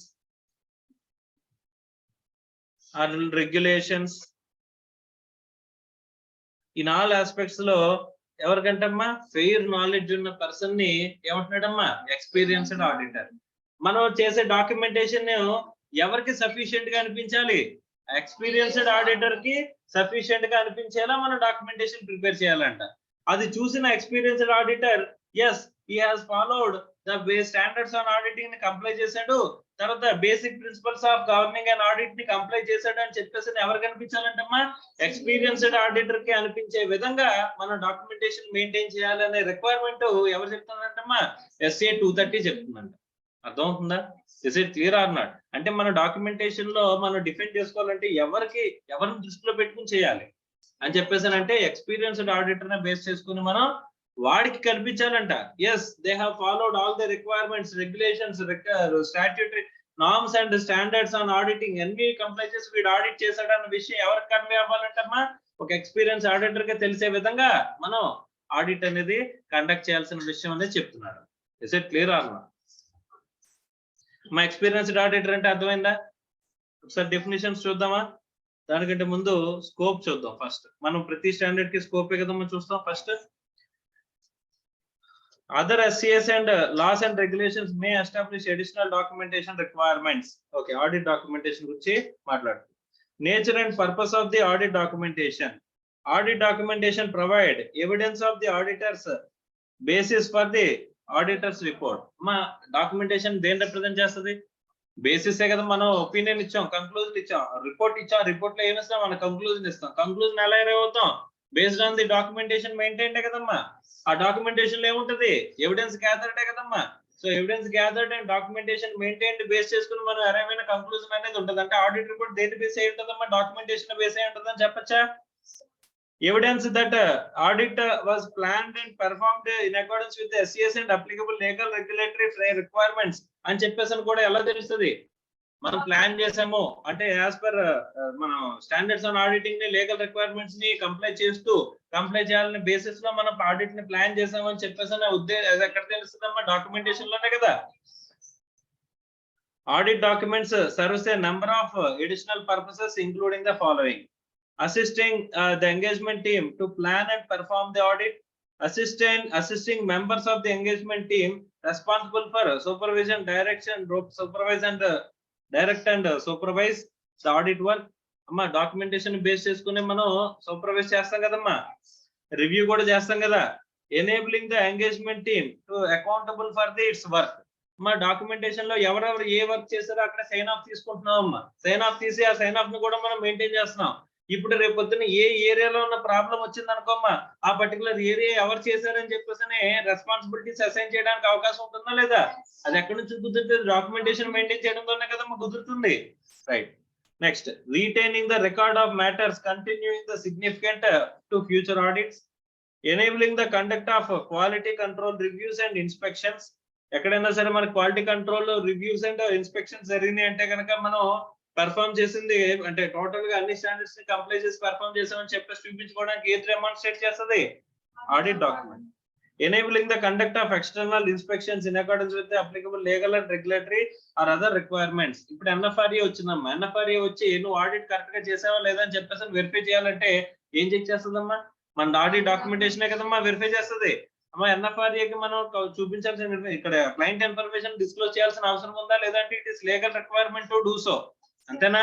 అక్కడ కాన్ఫిడెన్షియాలిటీ బ్రీచ్ చేసినట్ట కాదు. సో ఇవన్నీ కూడా డెమాన్స్ట్రేట్ చేయాలంటే కనుక మనం ఏం మెయింటైన్ చేయాలంట? ఆడిట్ డాక్యుమెంటేషన్ ఇస్ మెయింటైన్ చేయాలని చెప్పేసి నాకు చెప్తున్నాడు. తర్వాత ఒకసారి ఎక్స్పీరియన్స్డ్ ఆడిటర్ అనే డెఫినేషన్ చూద్దాం అమ్మా. డెఫినేషన్స్ చూడండి. అందులో an individual whether internal or external or to the firm who has a practical audit experience and a reasonable understanding of audit process, standards on auditing, applicable regulatory requirements, business environment in which entity operates, and auditing and financial reporting issues. వీటన్నిటి మీద complete knowledge ఉన్న person ని, practical audit experience ఉండాలి, plus వీటన్నిటి మీద ఏముండాలమ్మా? Knowledge ఉండాలంట. Practical knowledge and reasonable understanding ఉండాలంట. ఈ ఆస్పెక్ట్స్ మీద ఉంటే కనుక వాటిని ఏమంటారమ్మా? Experienced audit. మన డాక్యుమెంటేషన్ ఎలా మెయింటైన్ చేయాలి? వాటిని సాటిస్ఫై చేసే విధంగా మన డాక్యుమెంటేషన్ అనేది మెయింటైన్ చేయాలి. అంటే ఒకవేళ ఎక్స్పీరియన్స్డ్ ఆడిటర్ చూసినా సరే ఓకే ఇది బాగానే చేశాడని చెప్పేసి మనకు అనిపించే విధంగా మనం ఏం చేయాలంటే డాక్యుమెంటేషన్ మెయింటైన్ చేయాలని చెప్పేసి చెప్తారమ్మా. Okay, so documentation of audit procedures performed and audit evidence obtained. Form and content and extent of audit documentation. The auditor shall prepare audit documentation that is sufficient to enable an experienced auditor to understand. ఏమంటున్నాడు? ఎలాంటి audit documentation మనం maintain చేయాలి? మన experienced auditor understand చేసుకోవాలంటే ఈ things ని sufficient గా అలా మెయింటైన్ చేసేలా సఫిషియెంట్ ఆడిట్ డాక్యుమెంటేషన్ అనేది మనం మెయింటైన్ చేయాలి. ఏమేమి చూసుకోవాలి? Nature, timing and extent of audit procedures, results of the audit procedures performed and audit evidence obtained, significant matters arising audit and conclusions reached thereon. అంటే ఈ ఆస్పెక్ట్స్ ఒక experienced auditor verify చేసేటప్పుడు ఏమనుకుంటాడు? వాటిని సాటిస్ఫై చేసే విధంగా సఫిషియెంట్ గా వీడి ఆడిట్ ప్రొసీజర్స్ ఏం అప్లై చేశాడు, దాని యొక్క రిజల్ట్స్, ఆడిట్ ప్రొసీజర్స్ ఏమున్నాయి, తర్వాత సిగ్నిఫికెంట్ మ్యాటర్స్ ఏవైతే ఉన్నాయో ఆ కంక్లూజన్స్ అరైవ్ అయ్యేటప్పుడు ఆ ఆస్పెక్ట్స్ అన్నిటినీ కూడా డెమాన్స్ట్రేట్ చేసే విధంగా అది ఒక ఎక్స్పీరియన్స్డ్ ఆడిటర్ చూసినా సరే వీడికి కరెక్ట్ గానే చేశాడు అని చెప్పేసి అనిపించే విధంగా మనం ఏం చేయాలంటమ్మా? డాక్యుమెంటేషన్ మెయింటైన్ చేయాలని చెప్పేసి రిక్వైర్మెంట్ ఎవరు చెప్తున్నారు? SA 230 చెప్తుందమ్మా. అర్థమైందా? SA 230 గురించి రాసినప్పుడు ఖచ్చితంగా ఎవరి గురించి రాయాలి? ఎక్స్పీరియన్స్డ్ ఆడిటర్ కి ఈ సఫిషియెంట్ అవి డాక్యుమెంటేషన్ మెయింటైన్ చేశారు, సఫిషియెంట్ ఈ ఆస్పెక్ట్స్ అనేవి కవర్ అయ్యేలాగా ఆడిట్ డాక్యుమెంటేషన్ మెయింటైన్ చేశారన్న విషయం రిప్రజెంట్ అయ్యేలాగా మనం ఏం చేయాలి? ఆడిట్ డాక్యుమెంటేషన్ మెయింటైన్ చేయాలండి. అర్థమవుతుందా? Auditor shall also record ఏంటంటే identifying characteristics of the specific items or matters tested, who performed the audit work and date at which such work is completed and reviewed, who reviewed. ఇక్కడ మనం delegation of work చేస్తామా? Delegation of work తో పాటుగా responsibilities assignment కూడా జరగాలంట. ఏం జరగాలి? Responsibilities assignment ఎప్పుడు జరుగుతుంది? మనం ఎవరు చేశారో వాళ్ళు సైన్ ఆఫ్ చేసుకుని ఏ రోజు చేశారు, ఎవరు చేశారో, వాటిని ఎవరు రివ్యూ చేశారు అని చెప్పేసి టోటల్ గా ఒక డాక్యుమెంట్ మెయింటైన్ చేస్తున్నాం అనుకోమ్మా. అప్పుడు ఏమవుతుంది చెప్పండి? ఎక్కడైనా ఒక ఏరియాలో మనకి ప్రాబ్లం అంటూ అరైజ్ అయింది అనుకోమ్మా, రిస్క్ అంటూ అరైజ్ అయింది అనుకోమ్మా, ఆ పర్టికులర్ వర్క్ ఎవరు చేశారు, ఎవరు రివ్యూ చేశారు, ఇద్దరిని రెస్పాన్సిబుల్ చేయొచ్చు కదమ్మా. Yes or no? మరి ఆ రెస్పాన్సిబుల్ చేసే ఆస్పెక్ట్స్ ఉండాలంటే మనకి ఏమి ఉండాలి? ఖచ్చితంగా దానికి డాక్యుమెంటేషన్ అనేది ఉండాలి. అర్థమవుతుందా? If the auditor identified inconsistent information, auditor shall document how he addressed the inconsistency. ఎక్కడైనా ఇన్కన్సిస్టెంట్ ఇన్ఫర్మేషన్ ఉంటే కనుక వాటిని ఎలా డాక్యుమెంట్ చేశాడనే విషయాన్ని మనం ఇక్కడ చెప్పాలంట. అర్థమైందా? డిపార్చర్ ఫ్రమ్ రెలవెంట్ రిక్వైర్మెంట్స్ అని చెప్పేసి అంటున్నాడు. ఒకవేళ మనం ఆడిట్ డాక్యుమెంటేషన్ లో ఈ డాక్యుమెంటేషన్ మెయింటైన్ చేయాల్సింది చేయలేదు అంటే దాన్ని ఏం చేసాం? దాని నుంచి ఏం చేసాం? మనం డీవియేట్ అయ్యాం, డిపార్ట్ అయ్యాం. అంటే SA 230 కంప్లీట్ చేసామా చేయలేదా? చేయలేకపోతే మనం ఏం చేయాలి? ఆల్టర్నేటివ్ ప్రొసీజర్స్ అనేవి అప్లై చేయాలి కదమ్మా. ఎక్కడైనా ఒక స్టాండర్డ్ ని డీవియేట్ చేస్తున్నాం అని చెప్పేసి అంటే మనం అప్లై చేయలేకపోతే అదర్ ఆడిట్ ప్రొసీజర్స్ అనేవి అప్లై చేయాలి అవసరం లేదా? రైట్, చూడండి. If in exceptional circumstances he departs from SCS, the auditor shall document the reasons for the departure and alternative procedures perform. అంటే ఏదైనా ఒక స్టాండర్డ్ ని కనుక మనం ఫాలో అవ్వలేకపోతుంటే కనుక ఆ ఫాలో ఎందుకు ఫాలో అవ్వలేకపోతున్నాం, రీజన్స్ మనం ఫాలో అవ్వలేకపోతున్నాం, ఈ పర్టికులర్ రీజన్ వల్ల ఫాలో అవ్వలేకపోతున్నాం రీజన్ రాసి మనం అదర్ ఆల్టర్నేటివ్ ప్రొసీజర్స్ అప్లై చేసామా లేదా కూడా రాయాలి కదమ్మా. ఎందుకంటే ఎక్స్పీరియన్స్డ్ ఆడిటర్ అడుగుతాడా అడగడా. సో నీకు ఈ ప్రొసీజర్ అవ్వలేదు, మరి ఇంకా ఆల్టర్నేటివ్ ప్రొసీజర్స్ ఎందుకు అప్లై చేయలేదు అని చెప్పేసి అడుగుతాడా అడగడమ్మా. మరి వాడిని సాటిస్ఫై చేయాలంటే ఖచ్చితంగా మనం మెయింటైన్ చేయాలా లేదా. Matters arising after the date of auditors report. మా ఆడిటర్ రిపోర్ట్ ఇష్యూ చేస్తామంట, ఇష్యూ చేసిన తర్వాత కూడా మనకి కొన్ని ఇష్యూస్ బయటపడ్డాయంట, అంటే నువ్వు కంప్లీట్ గా వెరిఫై చేయలేనట్టే కదా. మరి వాటిని కూడా డాక్యుమెంట్ చేయాలా లేదా. సో ఇన్ ఎక్సెప్షనల్ సర్కమ్స్టాన్సెస్, ఇది ఎక్సెప్షనల్ సర్కమ్స్టాన్సే కాదు ఇది డెఫినెట్ గా, ఎందుకంటే ఆడిట్ రిపోర్ట్ ఇష్యూ చేసిన తర్వాత మనకి ఈ ఆస్పెక్ట్స్ అనేవి బయటపడ్డాయి. Auditor performs a new or additional audit procedures, draws a new conclusion after the date of auditor's report. The auditor shall document circumstances encountered, new or additional audit procedures performed, audit evidence obtained and conclusions reached and their effect of auditor's report. మనం ఒకసారి మన audit report ఇచ్చిన తర్వాత మళ్ళీ వాటిని revise చేసుకోవచ్చా. Audit report once given he cannot revise the audit report. ఓకేనా. So unless otherwise share holders ఏమవుతుంది వెళ్ళిపోతే కనుక. సో బోర్డ్ ఆఫ్ డైరెక్టర్స్ వెళ్ళిపోతే కనుక బోర్డ్ ఆఫ్ డైరెక్టర్స్ కి ఇచ్చామనుకోమ్మా, we can request them to change the audit report. కానీ once shareholders కి వెళ్ళిపోతే కనుక ఏం చేయలేం, మనం చేంజ్ చేయలేమమ్మా. మరి అలాంటప్పుడు ఏం చేయాలి, అలాంటి ఆస్పెక్ట్ లో ఇప్పుడు మనకి అడిషనల్ ఎవిడెన్స్ అనేది ఎప్పుడు మనకు వచ్చిందమ్మా, ఆడిట్ రిపోర్ట్ ఇష్యూ చేసిన తర్వాతే కదమ్మా. మరి అలాంటప్పుడు మనం ఏం చేయాలి అని చెప్పేసానంటే డైరెక్ట్ గా ఏజిఎంకి వెళ్ళాలమ్మా. నార్మల్ గా ఏజిఎం కి ఆడిటర్ ని ఇన్వైట్ చేస్తారా చేయరా. Is an auditor is one of the అంటే recipient of notice of AGM or not. మా recipients of notice of AGM లో ఆడిటర్ ఉండడమ్మా, కంపల్సరీ ఉంటాడమ్మా. కానీ వెళ్ళొచ్చు వెళ్ళకపోవచ్చు, కానీ ఇలాంటి సర్కమ్స్టాన్సెస్ లో మాత్రం ఖచ్చితంగా వెళ్ళాలి. ఎందుకు, ఆడిట్ రిపోర్ట్ ఇష్యూ చేసిన తర్వాత ఎడిషనల్ ఆడిట్ రిపోర్ట్ అనేది ఎడిషనల్ ఆడిట్ ఎవిడెన్స్ అనేది మనకి వచ్చింది అమ్మా, అర్థమైందా. దానివల్ల మన ఒపీనియన్ ఎఫెక్ట్ అవుతుంది, మనం ఇచ్చిన ఒపీనియనే రాంగ్ అయిపోతుంది. మనం క్లీన్ ఒపీనియన్ ఇచ్చేసాం, తర్వాత వచ్చిన ఆడిట్ రిపోర్ట్ ఇష్యూ చేసిన తర్వాత మనం గ్యాదర్ చేసిన ఇన్ఫర్మేషన్ లో లేదా మనకి అప్డేట్ చేసిన ఇన్ఫర్మేషన్ లో మనకి ఏమైంది, టోటల్ గా deviation, qualified opinion or adverse opinion ఇవ్వాల్సిన అవసరం అనేది కనిపిస్తుంది. అలాంటప్పుడు మనం ఏం చేయాలంట, ఆడిట్ రిపోర్ట్ ని ఇప్పుడు అర్జెంట్ గా మొత్తం అందరికి షేర్ చేసి చెప్పడం కంటే డైరెక్ట్ గా ఏంటి ఏజిఎంకి వెళ్ళిపోయి మనం ఈ ఆస్పెక్ట్స్ ని మెన్షన్ చేయాల్సిన అవసరం ఉంటుంది. అలాంటి కేసెస్ లో ఏ డాక్యుమెంటేషన్ మెయింటైన్ చేయాలి అని చెప్పేసానంటే, ఏ సర్కమ్స్టాన్సెస్ మనకి దీనికి దారి తీసాయి. ఫస్ట్ ఏమంటున్నాడమ్మా, ఏ సర్కమ్స్టాన్సెస్ ఈ ఆస్పెక్ట్స్ కి మనం దారి తీసాయి అవి డాక్యుమెంట్ చేయాలంట. New and additional audit procedures ఏం పెర్ఫార్మ్ చేసావు, కొత్తగా ఏ ఎవిడెన్స్ అబ్టైన్ చేసావు, ఏ కంక్లూజన్స్ రీచ్ అయ్యావు, దాని ఎఫెక్ట్ ఏంటి ఆడిట్ రిపోర్ట్ మీద, ఇవన్నీ కూడా మనం ఏం చేయాలంటమ్మా, డాక్యుమెంట్ చేయాలంటే. ఎందుకంటే నువ్వు ఇష్యూ చేసిన ఆడిట్ రిపోర్ట్ మారుస్తున్నావు అమ్మా, అర్థమైందా. ఇది రెగ్యులర్ గా జరుగుతుందా, చాలా ఎక్సెప్షనల్ సిచ్యువేషన్ అమ్మా ఇది. అలాంటి ఎక్సెప్షనల్ సిచ్యువేషన్ లో కూడా డాక్యుమెంటేషన్ మెయింటైన్ చేసే రిక్వైర్మెంట్స్ అనేవి ఎవరు చెప్తున్నారు, SA 230. ఒకవేళ నువ్వు గనక ఏవైతే సర్కమ్స్టాన్సెస్ లో నువ్వు ఈ ఆడిట్ రిపోర్ట్ ఇష్యూ చేసిన తర్వాత కూడా నువ్వు ఆడిట్ ప్రొసీజర్స్ అప్లై చేసావు అండ్ ఆడిట్ ఎవిడెన్స్ గ్యాదర్ చేసావు, ఆ సర్కమ్స్టాన్సెస్ రాయాలి, నువ్వు గ్యాదర్ చేసిన ఎవిడెన్స్, నువ్వు అప్లై చేసిన ఆల్టర్నేటివ్ ప్రొసీజర్స్, దాని నుంచి వచ్చిన రిజల్ట్స్, దాని నుంచి నువ్వు ఒపీనియన్ ఏదైతే అరైవ్ అవుతున్నావు అది, దాని ఇంపాక్ట్ ఆర్ ఎఫెక్ట్ అనేది ఆడిట్ రిపోర్ట్ మీద ఏముంటుంది, ఇవన్నీ కూడా నువ్వు ఏం చేయాలంటమ్మా, డాక్యుమెంట్ చేయాలంట. అలాగే when and by whom the changes of audit documentation were made and reviewed.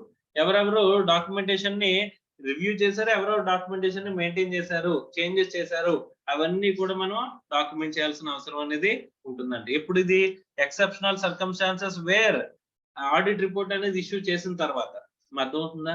Audit report issue చేసిన తర్వాత ఆడిట్ డాక్యుమెంటేషన్ చేంజ్ చేయొచ్చా, ఆడిట్ డాక్యుమెంటేషన్ అదే ఆడిట్ రిపోర్ట్ చేంజ్ చేయొచ్చా, ఆడిట్ రిపోర్ట్ చేంజ్ చేస్తే కనుక what are the requirements to be done అని అన్నాడు అనుకోమ్మా. మనం ఆడిట్ రిపోర్ట్ ఇష్యూ చేసిన తర్వాత can we do changes after audit report issuance అని చెప్పేసానంటే, అప్పుడు మనం అందులో వన్ ఆఫ్ ది రిక్వైర్మెంట్ కింద SA 230 ఇన్ఫర్మేషన్ రాయాలమ్మా, డాక్యుమెంటేషన్ మెయింటైన్ చేయాల్సింది. ఏ సర్కమ్స్టాన్సెస్ లో జరిగింది, ఏ ప్రొసీజర్స్ అప్లై చేసావు, ఏ ఎవిడెన్స్ అప్లై చేసావు, అబ్టైన్ చేసావు, ఏ చేంజెస్ చేసావు, తర్వాత ఆడిట్ రిపోర్ట్ ని ఎలా ఎఫెక్ట్ చేస్తుంది, ఏ కంక్లూజన్స్ నువ్వు అరైవ్ అయ్యావు, తర్వాత ఎవరు ఈ రివ్యూ చేశారు, ఎవరు ఈ చేంజెస్ అనేవి చేశారు, ఇవన్నీ కూడా మనం మెయింటైన్ చేయాల్సిన రిక్వైర్మెంట్ SA 230 చెప్తున్నాను.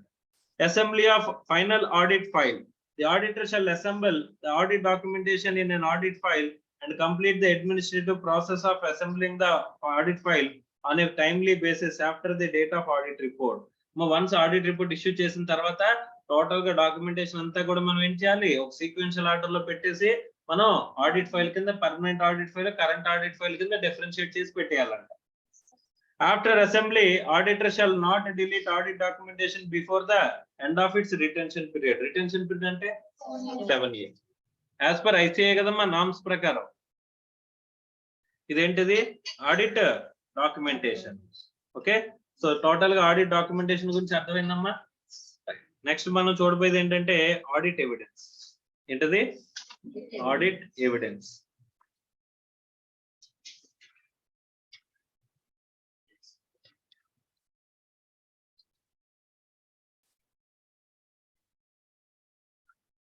మా ఆడిట్ ఎవిడెన్స్ అంటే ఏంటి? మా what is audit evidence? Procedures నుంచి మనం అప్లై చేసిన ప్రొసీజర్స్ నుంచి అరైవ్ అయిన మనం ఏవైతే గ్యాదర్ చేసిన ఇన్ఫర్మేషన్ ఉంటుందో ఆ గ్యాదర్ చేసిన ఇన్ఫర్మేషన్ ఏమంటామమ్మా? Audit evidence. అర్థమైందా? అంటే ప్రొసీజర్స్ అప్లై చేసిన తర్వాత మనకి వచ్చిన ఎవిడెన్స్. జస్ట్ ఆడిట్ ఎవిడెన్స్ గురించి కొన్ని జనరల్ ఆస్పెక్ట్స్ గురించి మనం మాట్లాడుకుందాం. Okay right. ఆడిట్ ఎవిడెన్స్ మనం ఎలా గ్యాదర్ చేయొచ్చు? డైరెక్ట్ గా ఆడిటర్ గ్యాదర్ చేయొచ్చు, లేదా మన క్లయింట్ అనేది ఇవ్వచ్చు. ఓకే, ఏది ఎక్కువ క్లయింట్ గ్యాదర్ చేసిన ఇన్ఫర్మేషన్ రిలయబులా లేకపోతే ఆడిటర్ గ్యాదర్ చేసిన ఇన్ఫర్మేషన్ రిలయబులా? అమ్మా ఆడిటర్ డైరెక్ట్ గా వాడు గ్యాదర్ చేసిన ఇన్ఫర్మేషన్ ఎక్కువ రిలయబుల్. ఎందుకు? క్లయింట్ గ్యాదర్ చేసిన ఇన్ఫర్మేషన్ రిలయబుల్ అవుతుందా లేదంటే అవ్వకపోవచ్చు. ఎందుకు? వాడు మాడిఫికేషన్స్ చేసేచ్చా లేదమ్మా? రైట్. సో ఎగ్జాంపుల్ కి ఒక సత్యం స్కామ్ గురించి మాట్లాడుకుందాం. సత్యం గుర్తుందమ్మా? సత్యం స్కామ్ ఏం జరిగింది అని చెప్పేసానంటే వీళ్ళు ఎఫ్డీస్ క్రియేట్ చేశారమ్మా. అంటే ఇప్పుడు యాక్సిస్ బ్యాంక్ లో ఎఫ్డీ ఉన్నట్టు ఎఫ్డీ డాక్యుమెంట్ గా ఎఫ్డీ క్రియేట్ చేసేవారు. దాన్ని తీసుకెళ్లి స్టేట్ బ్యాంక్ వెళ్ళి స్టేట్ బ్యాంక్ లో ఏం చేసేవారమ్మా? ఈ ఎఫ్డీ డాక్యుమెంట్ ని తీసుకెళ్లి లోన్ తీసుకునేవారు. అర్థమైందా? సో ఇక్కడ ఒక 100 కోట్ల ఎఫ్డీ డాక్యుమెంట్స్ వీళ్ళే క్రియేట్ చేసేవారు. ఎఫ్డీ అంటే నార్మల్ గా వీళ్ళు కరెన్సీ ప్రింటింగ్ చేయలేదమ్మా, డాక్యుమెంట్ ఎఫ్డీ డాక్యుమెంట్స్ ప్రింటింగ్ చేశారు అనమాట. Okay right. సో ఆ డాక్యుమెంట్ తీసుకెళ్లి ఆ బ్యాంక్ లోనే ఎఫ్డీకి తీసుకెళ్ళాం అనుకోమ్మా, నిజంగా ఉందా లేదని చెక్ చేస్తారా చేయరా?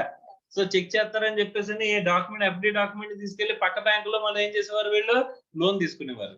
ఓకే, ఒక 100 కోట్లు తీసుకెళ్ళాం అనుకో, ఇక్కడ ఏంటంటే ఎఫ్డీలో 90-95% ఇచ్చేస్తారమ్మా. ఎందుకు? ఫిక్స్డ్ గా ఇక్కడ అమౌంట్ ఉంది కదా. ఒకవేళ ఇక్కడ అమౌంట్ పే చేయడంలో ఇదేందనుకో ఈ ఎఫ్డీని క్లెయిమ్ చేసుకుంటారు కదమ్మా వీళ్ళు. సో అందుకని చెప్పేసి 90-95% ఇచ్చేస్తారు. ఇక్కడ మనకి బ్యాంకింగ్ లో ఉన్న లూప్ హోల్స్ ని లొకానర్స్ యూజ్ చేసుకున్నారు. ఏంటంటే కనుక ఈ బ్యాంక్ కూడా ఎఫ్డీని డాక్యుమెంట్ ని ఆడికి బ్యాంక్ కి పంపించి కన్ఫర్మేషన్ తీసుకునేవాడు కాదు.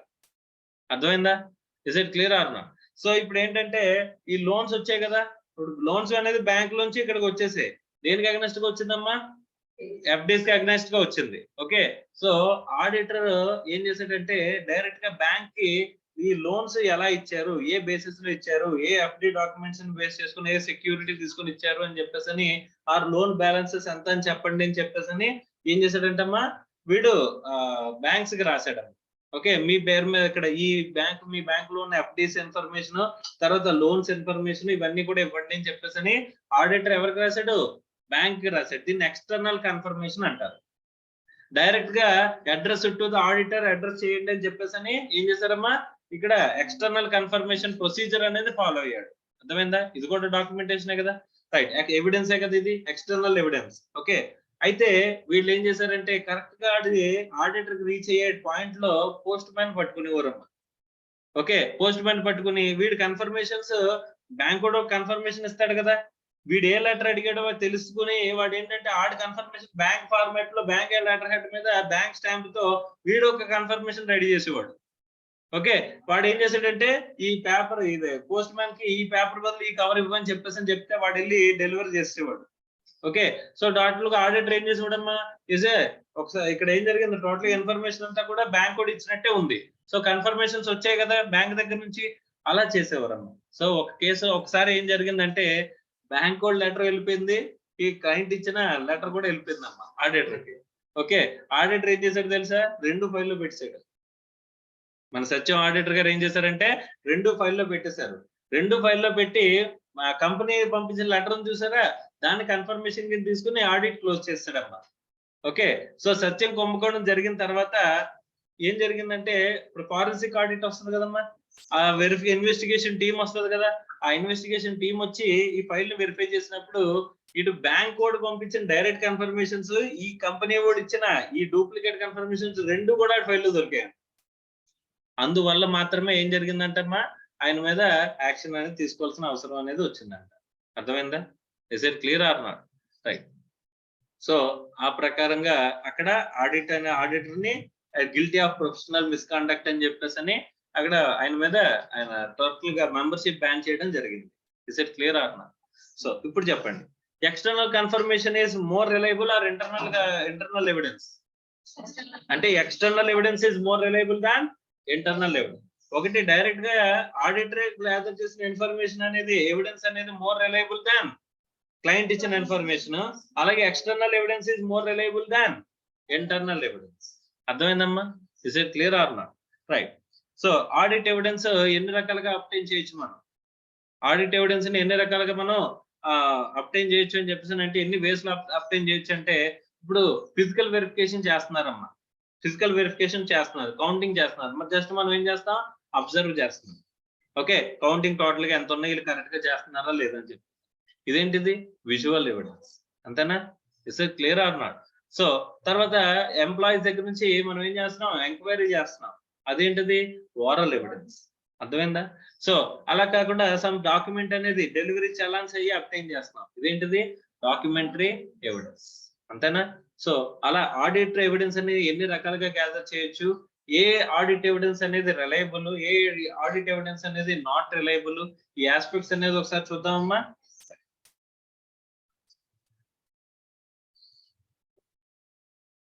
అండ్ ఆడిట్ ఎవిడెన్స్ గురించి మాట్లాడుకోగానే మనకి వెంటనే గుర్తు రావాల్సిన రెండు పదాలు ఏంటి? Sufficient and appropriate audit evidence కదమ్మా.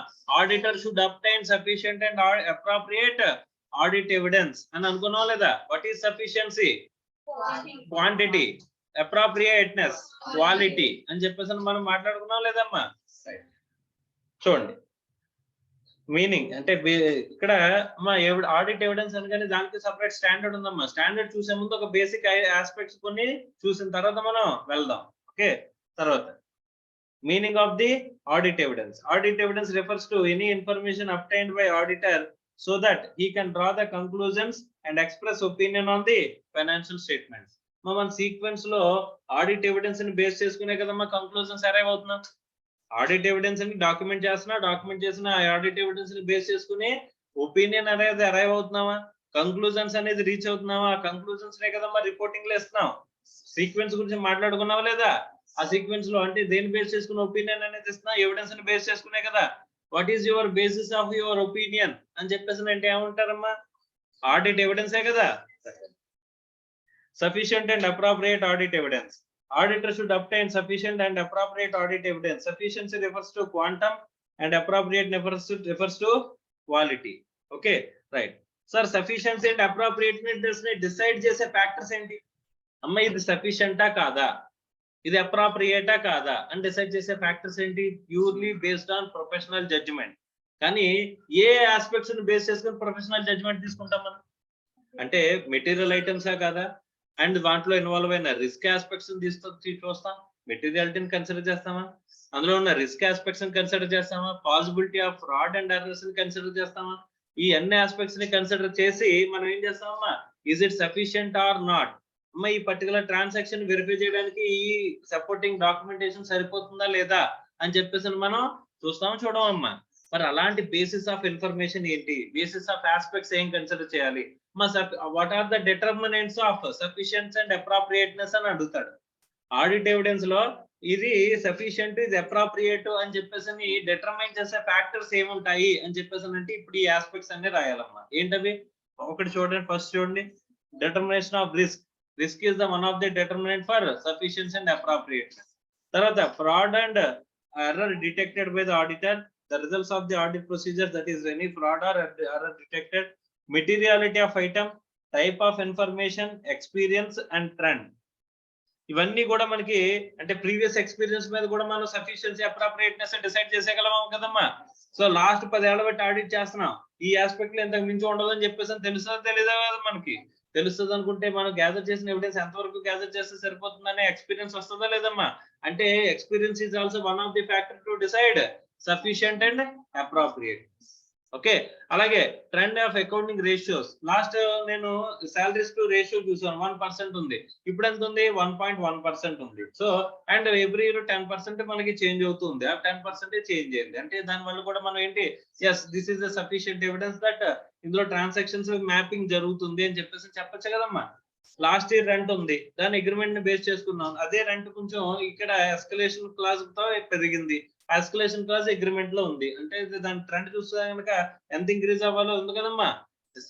సో అలాగా మనకి ఇవన్నీ కూడా సఫిషియన్సీ అండ్ అప్రాప్రియేట్ ని డిసైడ్ చేసే ఫ్యాక్టర్స్ ఏం చెప్పారమ్మా. ఒకటి రిస్క్, రెండోది ఏంటి పాసిబిలిటీ ఆఫ్ అంటే errors and frauds or results of the audit procedures ని బేస్ చేసుకుని సఫిషియన్సీ అండ్ అప్రాప్రియేట్నెస్ డిసైడ్ చేస్తాం. తర్వాత మెటీరియాలిటీ, తర్వాత టైప్స్ ఆఫ్ ఇన్ఫర్మేషన్ అవైలబుల్, దాని సైజు క్యారెక్టర్ ని బేస్ చేసుకుని సైజ్ టైప్ ఆఫ్ ఇన్ఫర్మేషన్. తర్వాత ఏమంటున్నారు మా ఎక్స్పీరియన్స్ ట్రెండ్, వాటిని బేస్ చేసుకుని మనం ఏం చేస్తాం, is it sufficient and appropriate audit evidence కాదా అనేది డిసైడ్ చేస్తాం అంట. అర్థమైందా? Is it clear or not? But this is totally purely based on auditors judgement. కావాలంటే పక్కన రాసుకోండి, it is purely based on auditors judgement. అర్థమవుతుందా?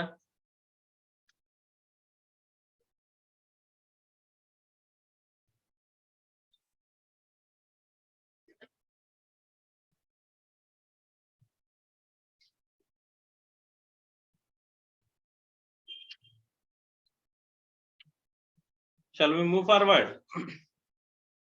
మా ఎన్ని రకాల ఎవిడెన్స్లు ఉన్నాయి అని చెప్పేసానంటే, according to the nature, according to the source, according to the nature and according to the source. And according to the nature చూస్తే కనుక visual evidence, documentary evidence, oral evidence అని చెప్పేసి అంటున్నాను. మా విజువల్ ఎవిడెన్స్ అంటే ఫిజికల్ అసెట్స్ కౌంటింగ్ జరుగుతుంది, assets ని మనం వెరిఫై చేస్తున్నాం, ఫిజికల్ అసెట్ ఉందా లేదా అని చెప్పేసి వెళ్ళి వెరిఫై చేస్తున్నాం. అంటే ఏం చేస్తున్నాం మనం, అబ్జర్వేషనే కదా. అంటే నిజంగా అసెట్ కనిపించింది మన కళ్ళకి అని చెప్పేసి అనుకుంటే అక్కడ ఉన్నట్టే కదమ్మా. అంటే ఇది ఏ ఎవిడెన్స్, విజువల్ ఎవిడెన్సే కదమ్మా. అదే స్టాక్ టేకింగ్ చేసుకుంటున్నారు, అక్కడ అబ్జర్వ్ చేస్తున్నారు, కౌంటింగ్ కరెక్ట్ గా చేస్తున్నారు లేదని, ఇదంతా కూడా ఏ ఎవిడెన్స్, విజువల్ ఎవిడెన్స్. మరి మేనేజ్మెంట్ ని, ఎంప్లాయీస్ ని, దోస్ చార్జ్డ్ విత్ గవర్నెన్స్ ని ఎంక్వైరీ చేస్తున్నాం, అలాంటప్పుడు వచ్చే ఎవిడెన్స్ ఏమంటాం, ఓరల్ ఎవిడెన్స్. అలా కాకుండా పర్టికులర్ గా మనం copies of agreements, copies of aspects, bills, vouchers ఇవన్నీ కలెక్ట్ చేస్తున్నాం, అదంతా ఏంటి నెక్స్ట్. ఇంకే అకార్డింగ్ టు ద సోర్స్ అనుకుంటే ఎలా బైఫర్కేట్ చేస్తాడమ్మా, ఇంటర్నల్, ఎక్స్టర్నల్. ఇంటర్నల్ ఎవిడెన్స్ అంటే మన కంపెనీలోనే, క్లయింట్ కంపెనీలోనే దొరికే ఇన్ఫర్మేషన్ ఇంటర్నల్ ఎవిడెన్స్ అంటాం. మరి బయటికి మనం బయట నుంచి వచ్చే information, third party confirmations, banks నుంచి మన స్టేట్మెంట్స్, ఇవన్నీ కూడా ఏమవుతాయమ్మా, ఎక్స్టర్నల్ కన్ఫర్మేషన్. అర్థమైందమ్మా? రైట్. ఇంటర్నల్ అంటే చూడండి, it is created within the organisation. For example copies of the bills given to customers, అంటే సేల్ బిల్స్ అమ్మా, ఎంప్లాయీస్ వేజెస్ షీట్ ఎక్సెట్రా, ఇవన్నీ కూడా మనమే ప్రిపేర్ చేసుకుంటాం కదమ్మా. అదే ఎక్స్టర్నల్ అంటే originates outside the clients organisation, that is purchase invoice, bank statement, ఇవన్నీ కూడా ఏంటమ్మా, external evidence. Confirmation from the client, సరే confirmation from the third party ఏమవుద్ది, ఎక్స్టర్నల్ కన్ఫర్మేషనే కదమ్మా. Next, difference between internal and external evidence అంటున్నాడు. Within the organisation లో create చేసి రీటైన్ చేసుకునేది ఏంటి, so outside the organisation అంటే క్లయింట్ చేయలేదు. ఇప్పుడు బ్యాంక్ స్టేట్మెంట్ మనం మాడిఫై చేయగలమా, బ్యాంక్ లో జరిగిన ట్రాన్సాక్షన్ రికార్డ్ ని మనం వెళ్ళి మార్చేయగలమా, మార్చలే కదమ్మా. మన బుక్స్ లో టాలీలో అనుకోమ్మా, ఇష్టం వచ్చినట్టు మనం మార్చేసుకోవచ్చు, కానీ మన అకౌంటింగ్ సాఫ్ట్వేర్ లో అనుకుంటే అదే బ్యాంక్ సైట్ లో మనం మార్చగలమా, మార్చలేని ఎవిడెన్స్ ఏమంటాం, external evidence. Okay, so originates outside the clients organisation. తర్వాత సోర్స్ ఏంటి, ఇన్సైడ్ ది ఎంటిటీ, ఇక్కడ ఏంటి, outside the entity. Reliability చూసుకుంటే ఏది రిలయబుల్ అంటమ్మా, ఇంటర్నల్ ఎవిడెన్స్ అనేది లెస్ రిలయబుల్, ఎక్స్టర్నల్ ఎవిడెన్స్ అనేది more reliable. Okay, reliability of audit evidence గురించి మాట్లాడుతున్నట్టు చూడండి, external evidence is generally more reliable than internal evidence, అవునా. తర్వాత evidence obtained directly by the auditor is more reliable than the obtained through client. Client ద్వారా obtain చేసామంటే కనుక అక్కడ ఏదైనా మార్చేసే అవకాశం ఉంది కదమ్మా. సో కాబట్టి డైరెక్ట్ గా ఆడిటర్ గ్యాదర్ చేసే ఇన్ఫర్మేషన్ లోనే ఎక్కువ రిలయబిలిటీ అనేది ఉంటుందంట. Return evidence is more reliable than the oral evidence. ఎందుకు? ఈ రోజు నేను ఓరల్ ఎవిడెన్స్ తీసుకున్నానమ్మా, రేపు పొద్దున మాట మార్చేయడానికి నమ్మకం ఉందా? లేదు కదమ్మా. బట్ డాక్యుమెంట్ లో రాసేయడం అనుకో అది మారుతుందా? అందుకని ఏదో ఎక్కువ reliable? Written evidence is more reliable than oral evidence. Internal evidence is reliable if related internal controls are good. మన దగ్గర ఇంటర్నల్ కంట్రోల్స్ చాలా స్ట్రాంగ్ గా ఉన్నాయనుకో, అప్పుడు ఇంటర్నల్ ఎవిడెన్స్ కూడా ఏమవుద్ది? రిలయబుల్ గానే ఉంటుందండి. సో నార్మల్ గా ఏమని చెప్పినాడు, ఇంకో పాయింట్ ఉంది, అది కూర్చోదు.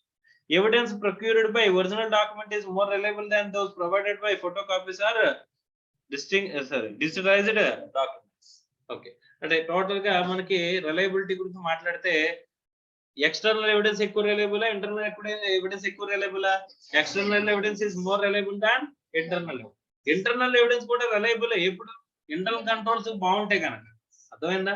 మన ఇంటర్నల్ కంట్రోల్ స్ట్రాంగ్ గా ఉంటే కనుక internal evidence is also more reliable. తర్వాత ఇంకేమంటున్నాడమ్మా?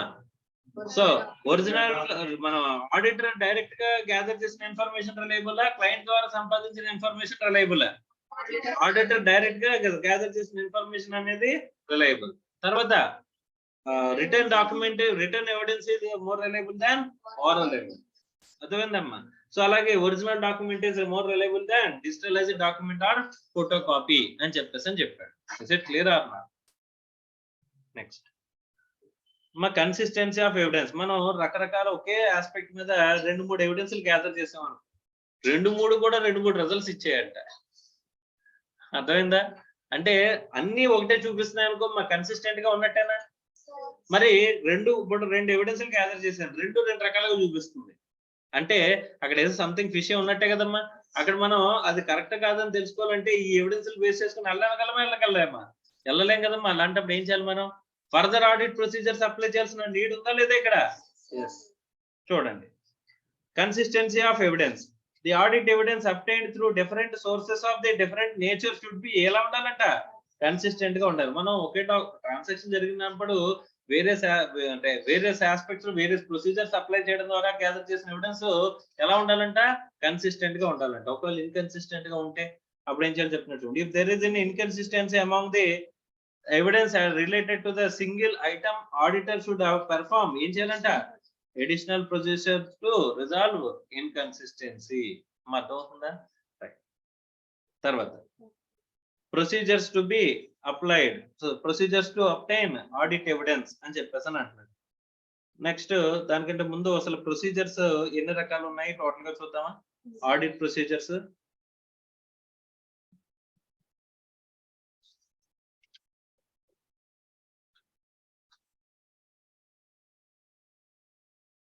సో ఫస్ట్ ప్రొసీజర్స్ అంటే ఆడిట్ ప్రొసీజర్స్ అంటే రిస్క్ అసెస్మెంట్ ప్రొసీజర్స్ అంటారు.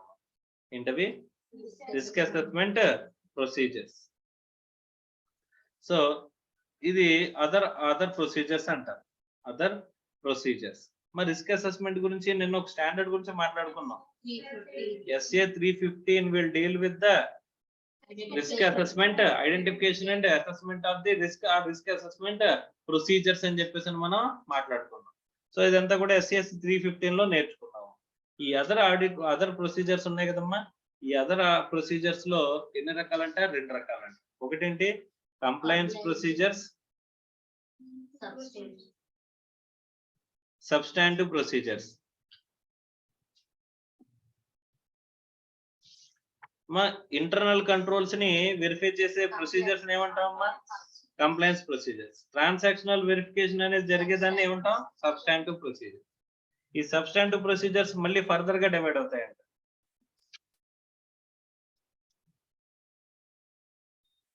అనలిటికల్ రివ్యూ ప్రొసీజర్స్,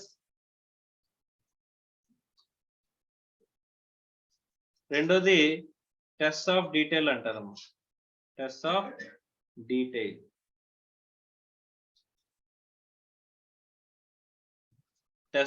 అందులో టెస్ట్ ఆఫ్ డీటెయిల్ లో test of transaction, testing of balances. So audit లో చాలా మేజర్ పార్ట్ ఇక్కడే కవర్ అవుతాం. ఏంటంటే ఈ టెస్టింగ్ ఆఫ్ ట్రాన్సాక్షన్స్ ని ఏమంటారంటే వౌచింగ్ అంటారు. ఏమంటారు? వౌచింగ్. ఈ టెస్టింగ్ ఆఫ్ బ్యాలెన్సెస్ ని వెరిఫికేషన్ అంటారు. ఏమంటారు? Verification. So assets, liabilities, balance sheet items వీటిని మనం రివ్యూ చేస్తున్నాం అనుకోమ్మా, దాన్ని ఏ ప్రొసీజర్ ప్రకారం మనం రివ్యూ చేస్తా ఉంటామా? వెరిఫికేషన్. ఓకే, అదే ట్రాన్సాక్షన్స్ ని ఇప్పుడు సేల్స్, పర్చేజెస్, ఎక్స్పెండిచర్స్ ఇవన్నీ కూడా మనం రివ్యూ చేస్తున్నాం అంటే కనుక వాటిని ఏం చేస్తామమ్మా? వౌచింగ్. సో ఈ vouching, verification or substantive procedures. అలాగే అనలిటికల్ ప్రొసీజర్స్ అంటారు. అనలిటికల్ ప్రొసీజర్స్ అంటే application of trends and ratios. ఏంటన్నది? Application of trends and ratios. Okay sir, general గా ఏముంటాయి సార్ ఇందులో? Comparison of previous year information or comparison of industry norms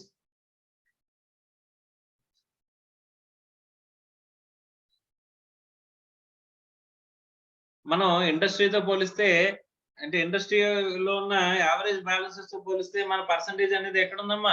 చాలా ఎక్కువగా ఉందండి. సాలరీస్ జనరల్ గా మిగతా కంపెనీస్ లో 30% ఆఫ్ ది సేల్స్ ఉంటే మన కంపెనీలో 60% ఆఫ్ ది సేల్స్ ఉంటుందంట. అంత ఎందుకు ఉంటుంది? మిగతా కంపెనీ వాళ్ళు చేసినట్టే మనం బిజినెస్ చేస్తున్నామా?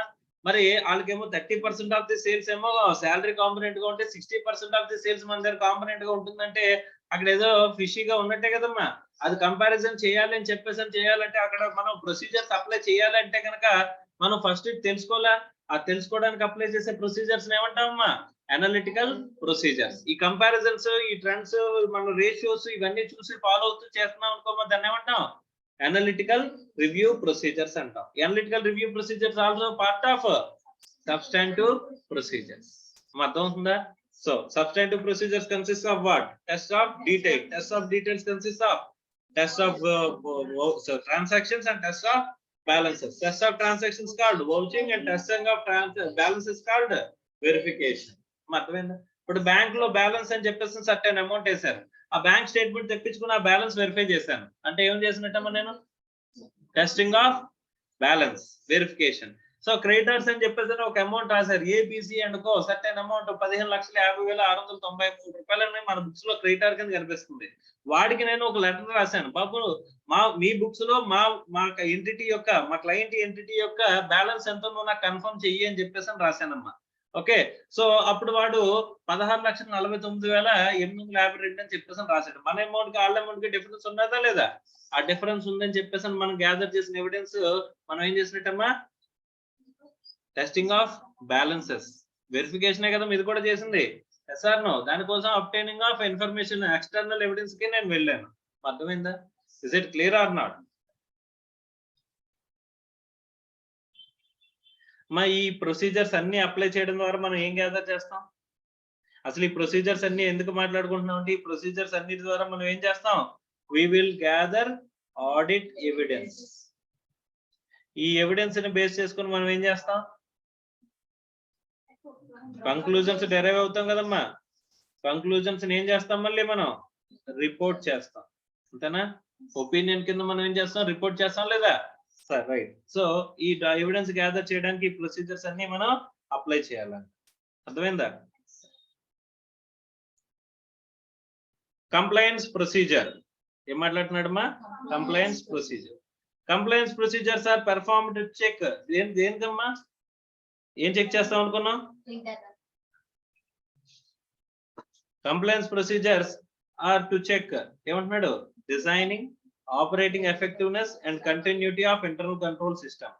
ఈ మూడు మెయిన్ ఇంపార్టెంట్ అమ్మా, అంటే గుర్తుపెట్టుకోవాల్సినవి. ఇంటర్నల్ కంట్రోల్ ఎక్కడ రాగానే ఎక్కడ వచ్చినా సరే ఏంటి ఈ మూడు వర్డ్స్ గుర్తురచ్చేలా చూసుకోండి అమ్మా. Existence, operating effectiveness, continuity. First of all internal control ఉందా లేదా, అది ఆపరేటింగ్ ఎఫెక్టివ్ గా వర్క్ చేస్తుందా లేదా, అది కంటిన్యూటీ జరుగుతుందా జరగట్లేదు, ఈ మూడు వెరిఫై చేయాలంట ఆడిటర్. ఇంటర్నల్ కంట్రోల్ బాగుంది, కరెక్ట్ గా ఉంటే దాని తర్వాత మన ట్రాన్సాక్షన్ వెరిఫికేషన్ తగ్గిపోతుంది కదమ్మా. అంటే సబ్స్టాంటివ్ ప్రొసీజర్స్ దేని మీద డిపెండ్ అయి ఉంటుంది అనుకున్నాం? Results of the compliance procedures మీద కదమ్మా డిపెండ్ అయి ఉంటుంది అనుకున్నాం. Yes or no? Right. So Auditor performs the compliance procedures in respect of the following assertions relating to internal control system. Into the existence that internal control exists any, internal control system is operating effectively any, internal controls have been operated throughout the period. ఖచ్చితంగా throughout the period ఇవి apply అయ్యాయి అని చెప్పేసి మనం ఏం చేసేవాళ్ళంట ఈ compliance procedures ద్వారా we come to a conclusion. అర్థమైందా? చెప్పండి, కంప్లైన్స్ ప్రొసీజర్స్ అప్లై చేసినప్పుడు ఏమేం కావాలి మనకి? Existence, operating effectiveness and continue. అర్థమైందా? సబ్స్టాంటివ్ ప్రొసీజర్స్ అంటే దీని గురించి ఆల్రెడీ మాట్లాడుకున్నాం. కంప్లీట్నెస్, యాక్యురసీ, వ్యాలిడిటీ అని చెప్పేసి మాట్లాడుకున్నాం కదమ్మా. Right. Substantive procedures are performed to check ఏంటంట completeness, accuracy and validity of the transactions and balances.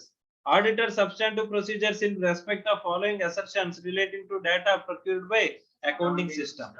The measurement that the transactions recorded in the proper period at proper amount, presentation and disclosure, items disclosed, classified and described as per the recognized accounting policies and relevant statutory requirements.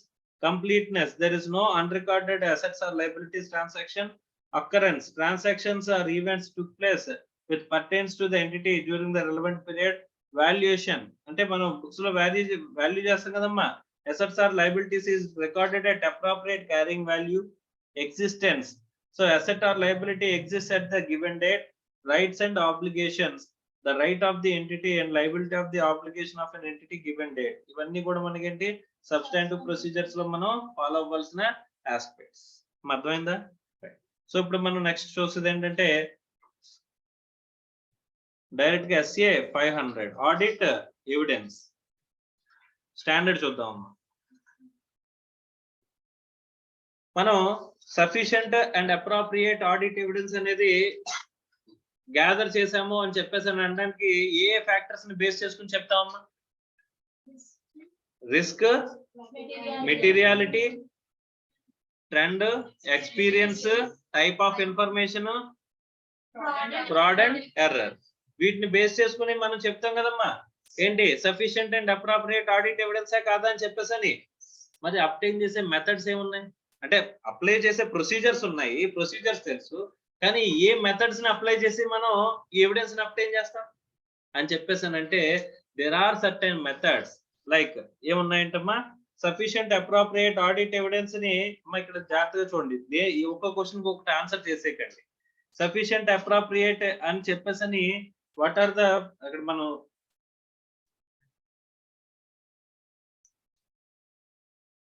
Factors అమ్మా sufficiency and appropriateness decide చేసే factors ఏంటంటే ఇప్పుడు మనం మాట్లాడుకున్న 6 point లో రాయాలమ్మా. What are the methods that sufficient appropriate audit evidence to be gathered అని చెప్పేసి అనేసి ఇప్పుడు మనం చెప్పుకోబోయే మెథడ్స్ రాయాలమ్మా. అర్థమైందా? మెథడ్స్ కి ఫ్యాక్టర్స్ కి మెథడ్స్ ని రాయకండి. అర్థమైందా? ఇప్పుడు మనం మాట్లాడుకోబోయేది ఏంటమ్మా? Various methods. దేనికి?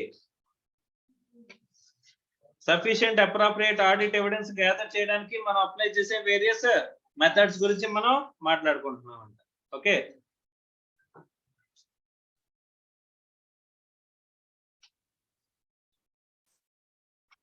the auditor shall design and perform audit procedures that appropriate in circumstances for the purpose of obtaining sufficient appropriate audit evidence. Okay, so ఇవన్నీ కూడా ఏంటమ్మా మెథడ్స్. సరే ఈ మెథడ్స్ ఎందులో వస్తాయి అని చెప్పేసి అంటే కనుక మనకి ఏదర్ కంప్లైన్స్ ప్రొసీజర్స్ లో రావచ్చు. మా procedure is a collection of methods అమ్మా. ప్రొసీజర్ అంటే ఏంటి? Collection of methods. Various methods ని కలిపి మనం ఏమంటాం? ఒక ప్రొసీజర్ అని చెప్పేసి అని అంటాం. ఒక ప్రొసీజర్ ని ఎలా అప్లై చేస్తాం అంటే through any one of the method. So ఇక్కడ compliance procedures or substantive procedures. ఈ compliance procedures or substantive procedures apply చేయడం ద్వారా ఈ ఆస్పెక్ట్స్ మనం ఏం చేయొచ్చంటమ్మా? ఈ మెథడ్స్ మనం అప్లై చేయొచ్చు. ఓకే, సో అంటే ఈ ఇన్స్పెక్షన్ అనే ఎగ్జాంపుల్ ఒక మెథడ్ ఉందమ్మా. ఈ మెథడ్ అనేది ఎందులోకి వస్తుంది సార్? కంప్లైన్స్ ప్రొసీజర్ లోనే రావచ్చు, సబ్స్టాంటివ్ ప్రొసీజర్ లోనే రావచ్చు. అర్థమవుతుందా? రైట్. అంటే ఇవన్నీ కూడా ఏంటంట various methods to decide sufficient and appropriateness. ఏమున్నాయంటమ్మా మెథడ్స్? ఒకసారి చూద్దామా ఏమేమి ఉన్నాయి? Inspection, observation, inquiry and confirmation, recalculation, analytical procedures, reperformance. ఇవన్నీ కూడా ఏంటి various methods to decide sufficient and appropriate audit evidence has been gathered. అర్థమైందా? అది ఎలా అప్లై చేస్తే ఈ మెథడ్స్ అన్ని ఇవే ప్రొసీజర్స్ లో భాగం, ఇవి కంప్లైయన్స్ అండ్ సబ్స్టాంటివ్ ప్రొసీజర్స్ లో భాగం అంట. అర్థం అవుతుందా? అందులో ఫస్ట్ ఇన్స్పెక్షన్ గురించి చూడండి. ఇన్స్పెక్షన్ కన్సిస్ట్ ఆఫ్, ఇన్స్పెక్షన్ అంటే ఏంటి? First of all examination. So inspection ఏమంటున్నాడమ్మా? Examining of records, documents or tangible assets. Inspection involves examining of records or documents, whether internal or external, in a paper form or electronic form or other media. An example of inspection used as a test of control in inspecting of records for evidence of authorization. Inspection of tangible assets may provide reliable audit evidence with respect to their existence, but not necessarily about auditors, entities' rights and obligations and valuation of assets. Inspection ద్వారా ఏం తెలుసుకోగలుగుతాం మనం? What can be observed through inspection? అక్కడ asset ఉందా లేదా? Inspection ద్వారా తెలుస్తుంది కదా. వెళ్ళి వెరిఫై చేస్తే ఇన్స్పెక్షన్ కదా. ఆ ప్రొసీజర్ మనం, ఆ మెథడాలజీ ఇన్స్పెక్షన్. ఏ ప్రొసీజర్? అది కంప్లైంట్ ప్రొసీజర్ అవ్వచ్చు, సబ్స్టాంటివ్ ప్రొసీజర్ అవ్వచ్చు. అంటే ఇక్కడ మనం చెల్లి చేసిన మెథడాలజీ ఎలా అప్లై చేసాం? ఇన్స్పెక్షన్ అనే మెథడాలజీ మనం అప్లై చేసాం. అంతేనా? Sir no. సో ఆ ఇన్స్పెక్షన్ మెథడ్ అనేది ఇక్కడ మనకి ఏంటి? త్రూ ఏం చేస్తున్నట్టు జస్ట్ మనకి ఏం చెప్తుందమ్మా? ఇక్కడ అసెట్ ఉంది, ఇక్కడ ఇన్వెంటరీస్ ఎగ్జిస్ట్ అయ్యి ఉన్నాయి, ఇవి మాత్రమే చెప్తుంది. కానీ ఆ అసెట్ అనేది మన ఏమంటారు, ఎంటిటీకి ఓనర్షిప్ ఉందా లేదా డిసైడ్ చేస్తుందా? దాని వాల్యూ ఎంత అని చెప్పేసి చెప్పగలమా? Through inspection we cannot do. అంతేనా? Sir no. అంటే ఇన్స్పెక్షన్ అంటే ఏంటి? Just examination of record, examination of asset, examination of physical inventory. ఇవన్నీ కూడా ఎందుకు ఏమొస్తాయమ్మా? Inspection methods. సో ఇన్స్పెక్షన్ అనే మెథడ్ లో ఆస్పెక్ట్స్. తర్వాత observation. What is observation? Observation consist of witnessing a process or procedure being performed by others. For example, auditor may observe the counting of the inventories being performed by the client's personnel, right? So మన observation ద్వారా ఇప్పుడు మనం DD issue procedure ఉందమ్మా. నేను bank దగ్గరికి వెళ్ళి బయట నుంచి బ్యాంక్ లో లోపల నుంచి చూస్తున్నాను. ఏంటి? అబ్జర్వ్ చేస్తున్నాను. ఏమిటి? అక్కడ ఇంటర్నల్ కంట్రోల్ ఎలా జరుగుతుంది అంటే మనం అప్లై చేసే ప్రొసీజర్ ఏంటి? Compliance procedure through observation. So ఒకటి వచ్చి డీడీ ఫామ్, అక్కడ ఇప్పుడు మనకి సెక్యూరిటీ గార్డ్ ఉంటాడు కదమ్మా. సెక్యూరిటీ గార్డ్ దగ్గర నుంచి డీడీ ఫామ్ తీసుకున్నాడు. ఆ డీడీ ఫామ్స్ కస్టడీలో, వీళ్ళ కస్టడీలో ఉన్నాయి, లేకపోతే ఒక ప్యూన్ కస్టడీలో ఉన్నాయి. వాడి దగ్గర నుంచి డీడీ ఫామ్ తీసుకున్నాడు. డీడీ ఫామ్ రాసి క్యాష్ కౌంటర్ లో క్యాష్ కట్టాడు. వాడు క్యాష్ కట్టిన తర్వాత వాడు క్యాష్ రిసిప్ట్ ఇచ్చాడు, స్లిప్ ఇచ్చాడు. సో స్టాంప్ వేసి ఆ తర్వాత ఈ ఫామ్ తీసుకెళ్లి క్లర్క్ ఇచ్చాడు. ఆ క్లర్క్ ఏం చేశాడమ్మా? డీడీ ఫామ్ రాశాడు. అక్కడి నుంచి ఎక్కడికి వెళ్ళింది? మేనేజర్ దగ్గరికి వెళ్ళింది. మేనేజర్ ఏం చేశాడు? సైన్ చేసి ఆ రెండు కూడా ఎంట్రీస్ సిస్టమ్ లో వెరిఫై చేశాడు. వీడు క్యాష్ ఎంట్రీ వేసాడా లేదా, వీడు క్లర్క్ అనేవాడు ఈ డీడీ ఫామ్ ఎంట్రీ రాసాడా లేదా, రెండు చేస్తే కనుక వీడు ఎప్పుడు కొట్టేది వీడు సైన్ చేసి డీడీ అనేది ఇష్యూ చేశాడు. మనం చేసిన ఏంటిది? కంప్లైన్స్ ప్రొసీజర్ అయినా త్రూ ఏ మెథడాలజీ ప్రకారం చేసాం? అబ్జర్వేషన్. అంతేనా? ఇప్పుడు ఈ ఇంటర్నల్ కంట్రోల్ ఎఫెక్టివ్ గా ఉందని చెప్పేసి ఎలా చెప్తున్నావు? By applying which method you have applied the procedure of compliance procedure అంటే ఏం చెప్తావు? అబ్జర్వేషన్. అర్థమైందా? అబ్జర్వేషన్ అనే మెథడ్ ద్వారా నేను అప్లై చేసిన ప్రొసీజర్ ఏంటి? Compliance procedures. Is it clear or not? అర్థమైందమ్మా? ఇప్పుడు ఈ మెథడ్స్ ఏ ప్రొసీజర్స్ లో వాడచ్చు? కంప్లైన్స్ ప్రొసీజర్స్ లో వాడచ్చు, సబ్స్టాంటివ్ ప్రొసీజర్స్ లో వాడచ్చు. అర్థమైందా? ఇక్కడ ఏంటంటే సఫిషియంట్ అప్రోప్రియేట్ ఆడిట్ ఎవిడెన్స్ గా నేను గ్యాదర్ చేస్తాను. అర్థమైందా? ఈ ప్రొసీజర్స్ ద్వారా, ఈ మెథడాలజీ ద్వారా చెప్పాలంటే. తర్వాత ఏంటంటే enquiry and confirmation. Enquiry consist of seeking appropriate information from the knowledgeable persons inside or outside the entity. Confirmation consists of the responses to an inquiry. For example, auditor requires confirmation receivables by direct communication with the debtors. Direct గా debtors కి నేను letter రాసి confirmations అడిగానంట. అంటే ఏం చేస్తున్నట్టు? Enquiry చేస్తున్నట్టే కదమ్మా. Yes or no? Is it clear or not? అంటే ట్రాన్సాక్షనల్ వెరిఫికేషన్ చేస్తున్నానా నేను, ఆర్ బ్యాలెన్స్ వెరిఫికేషన్ చేస్తున్నానా? అంటే ఇక్కడ ఏ ప్రొసీజర్ అప్లై చేస్తున్నాను నేను? సబ్స్టాంటివ్ ప్రొసీజర్ కదమ్మా నేను అప్లై చేస్తుంది. సబ్స్టాంటివ్ ప్రొసీజర్ ఏ మెథడాలజీ ప్రకారం అప్లై చేస్తున్నాను ఇక్కడ నేను? Enquiry and confirmation. External confirmation are enquiry. లేకపోతే నేను బయటన పర్సన్స్ తో ఇంటరాక్ట్ అయ్యాను, ఎంప్లాయీస్ తో ఇంటరాక్ట్ అయ్యాను, ఎంప్లాయీస్ ని ఎంక్వైరీ చేస్తున్నా, బాబు మీరు ఏ ప్రొసీజర్ ఫాలో అవుతారు ఇక్కడ, లేకపోతే మీరు ఎలా రికార్డ్ చేస్తారు, మీ అకౌంటింగ్ సిస్టమ్ గురించి చెప్పండి, మీరు ఏమేమి చేస్తారో చెప్పండి. అకౌంటెంట్ పిలిచి ఈ ట్రాన్సాక్షన్ నువ్వు ఎలా అకౌంట్ చేస్తావు. సో స్టోర్ కీపర్ ని పిలిచి ఈ స్టోర్స్ నీకు టోటల్ గా స్టాక్ రాగానే రావడం దగ్గర నుంచి డిస్పాన్స్ వరకు నువ్వు ఏ ప్రొసీజర్స్ ఫాలో అవుతావు, ఎలా మెయింటైన్ చేస్తావు అని చెప్పేసి నేను ఇన్వెంటరీ వాల్యుయేషన్ సంబంధించిన ప్రొసీజర్స్ కి నేను తెలుసుకుంటున్నానంట బై ఎంక్వైరీ. ఎంక్వైరీ అనేది ఏంటమ్మా, మెథడ్. నేను అప్లై చేసేది ఏంటి, కంప్లైన్స్ ప్రొసీజర్ లేదా సబ్స్టాంటివ్ ప్రొసీజర్. నేను టెస్టింగ్ ఆఫ్ బ్యాలెన్సెస్ చేద్దాం అనుకుంటున్నాను అనుకోమ్మా, అంటే ఇక్కడ ఎంక్వైరీ బ్యాంక్ కి వెళ్ళాను, బ్యాంక్ లో సార్ పలానా డేట్ కి కంపెనీకి బ్యాలెన్స్, ఈ అకౌంట్ నెంబర్ కి బ్యాలెన్స్ ఎంత ఉంది అని చెప్పేసి నేను అడిగాను. వాడు బ్యాలెన్స్ చెప్పాడు, నా దగ్గర ఉన్న బ్యాలెన్స్ షీట్ లో బ్యాలెన్స్ చూస్తాను, రెండు మ్యాచ్ అయినాయి. అంటే నేను ఏం చేశానమ్మా, సబ్స్టాంటివ్ ప్రొసీజర్ కదా అప్లై చేశాను. By which method I have applied the substantive procedures, enquiry and confirmation. అర్థమైందమ్మా? సో హౌ మెనీ మెథడ్స్ ఇప్పటి వరకు మనం చెప్పుకున్నాం, inspection, observation, enquiry and confirmation. ఈ ప్రొసీజర్, ఈ మెథడ్స్ అన్ని కూడా ఏ ప్రొసీజర్స్ అప్లై చేయడానికి చేస్తున్నాం మనం, compliance procedure or substantive procedure. Ultimate అయ్యి ఏమేంటి మనకి, sufficient and appropriate audit evidence వచ్చిందా లేదా అని చెప్పేసి తెలుసుకోవడం కోసం. అర్థమైందమ్మా? రైట్. తర్వాత రీకాలిక్యులేషన్ అంటున్నాడు.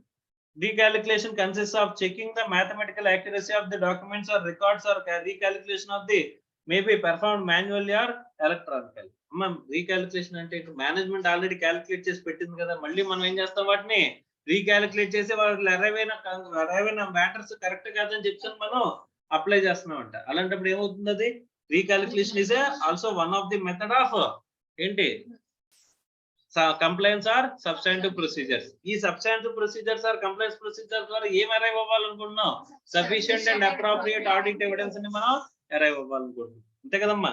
Next analytical procedures. Analytical procedures refers to studying significant ratios and trends and investigating the unusual fluctuations.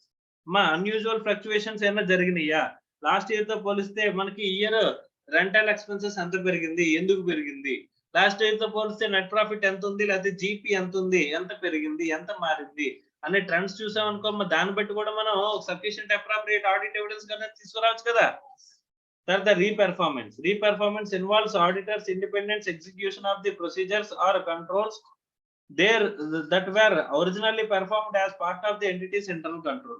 Internal control procedure ni management ఏదైతే ఇంప్లిమెంట్ చేస్తుందో దాన్నే ఈ ఆడిటర్ ఏం చేశాడంటే మళ్ళీ పెర్ఫార్మ్ చేశాడంట. అలాంటప్పుడు వార్డ్ రిజల్ట్స్ కి ఎంటిటీ రిజల్ట్స్ కి సేమ్ ఉండాలి కదమ్మా. సో అలా సేమ్ ఉన్నాయి అని చెప్పేసి అనుకుంటే కనుక దాన్ని ఏమంటాం, మనం అప్లై చేసిన మెథడ్ ని రీపెర్ఫార్మెన్స్. సో ఆ reperformance is one of the method to apply ఏంటి, కంట్రోల్ వెరిఫై చేయడానికి, అంటే కంప్లైన్స్ ప్రొసీజర్స్ వెరిఫై చేయడానికి, లేకపోతే ట్రాన్సాక్షనల్ వెరిఫికేషన్ చేయడానికి. సపోజ్ ఆడిటర్ కి బ్యాంక్ ట్రాన్సాక్షన్స్ ఉన్నాయనుకోమ్మా, బ్యాంక్ లో ఆడిటర్ కి డమ్మీ లాగిన్ ఇస్తారమ్మా. ఓకే, వాడు ఏం చేస్తాడంటే లైవ్ ఎన్విరాన్మెంట్ లోకి వెళ్ళి వాడు నిజంగా ఒక ట్రాన్సాక్షన్ ని వీడ్ ఎంట్రీ చేస్తాడు. ఎవరు చేసినట్టు, క్లర్క్ ఎంటర్ చేసినట్టు వీడ్ లాగిన్ ద్వారా ఆ లైవ్ ఎన్విరాన్మెంట్ లో ఎంటర్ చేస్తాడు. దాని సీక్వెన్స్ ఎలా రికార్డ్ అవుతుందనే ట్రాన్సాక్షన్ అబ్జర్వ్ చేస్తాడమ్మా. దాని ద్వారా కూడా ఆ పర్టికులర్ సిస్టమ్ అనేది కరెక్ట్ గా వర్క్ అవుతుందా లేదా, ఈ రిజల్ట్ అనేది కరెక్ట్ గా వస్తుందా లేదా అని చెప్పేసి వెరిఫై చేయలేదమ్మా. అంటే దాన్ని ఏమంటాం, రీపెర్ఫార్మెన్స్ అనే ప్రొసీజర్. ఆ రీపెర్ఫార్మెన్స్ అనే ప్రొసీజర్ అదే మెథడ్ ఏ దేంట్లో భాగం అవ్వచ్చు, కంప్లైన్స్ ప్రొసీజర్ అవ్వచ్చు లేదా సబ్స్టాంటివ్ ప్రొసీజర్ అవ్వచ్చు. ఎందుకంటే అల్టిమేట్ గా sufficient appropriate audit evidence gather చేయడానికి మనం అప్లై చేసే మెథడ్స్ ఏంటి చెప్పండి, inspection, enquiry, enquiry and confirmation, observation, recalculation, analytical procedures, reperformance. These are the methods to apply ఏంటమ్మా, sufficient and appropriate audit evidence ని గ్యాదర్ చేయడం. మరి ఇంత ముందు మనం మాట్లాడుకున్నవి risk, materiality, types of information, ఇవన్నీ ఏంటి, ఏ ఫ్యాక్టర్స్ సఫిషియెంట్ అండ్ అప్రాప్రియేట్ ని డిసైడ్ చేస్తాయి. Sufficient and appropriate audit evidence gather చేయడానికి మనం అప్లై చేసే ప్రొసీజర్స్ ఏంటంటే కంప్లైన్స్ అండ్ సబ్స్టాంటివ్ ప్రొసీజర్స్ అన్నారు. ఆ ప్రొసీజర్స్ ని ఎలా అప్లై చేస్తామంటే వేరియస్ మెథడ్స్ ద్వారా అప్లై చేస్తారన్నారు. ఆ మెథడ్స్ ఏంటి అనేది ఇక్కడ sufficient and appropriate audit evidence gather చేయడానికి మనం అప్లై చేసే ప్రొసీజర్స్, మెథడ్స్ అని అడిగడానికమ్మా. అప్పుడు ఇమీడియట్ గా మనం ఏం రాయాలి, we will apply compliance and substantive procedures through the following methods. ఏంటవి, inspection, observation, inquiry and confirmation, recalculation, analytical procedures, and re-performance. And right, Chemma? Right.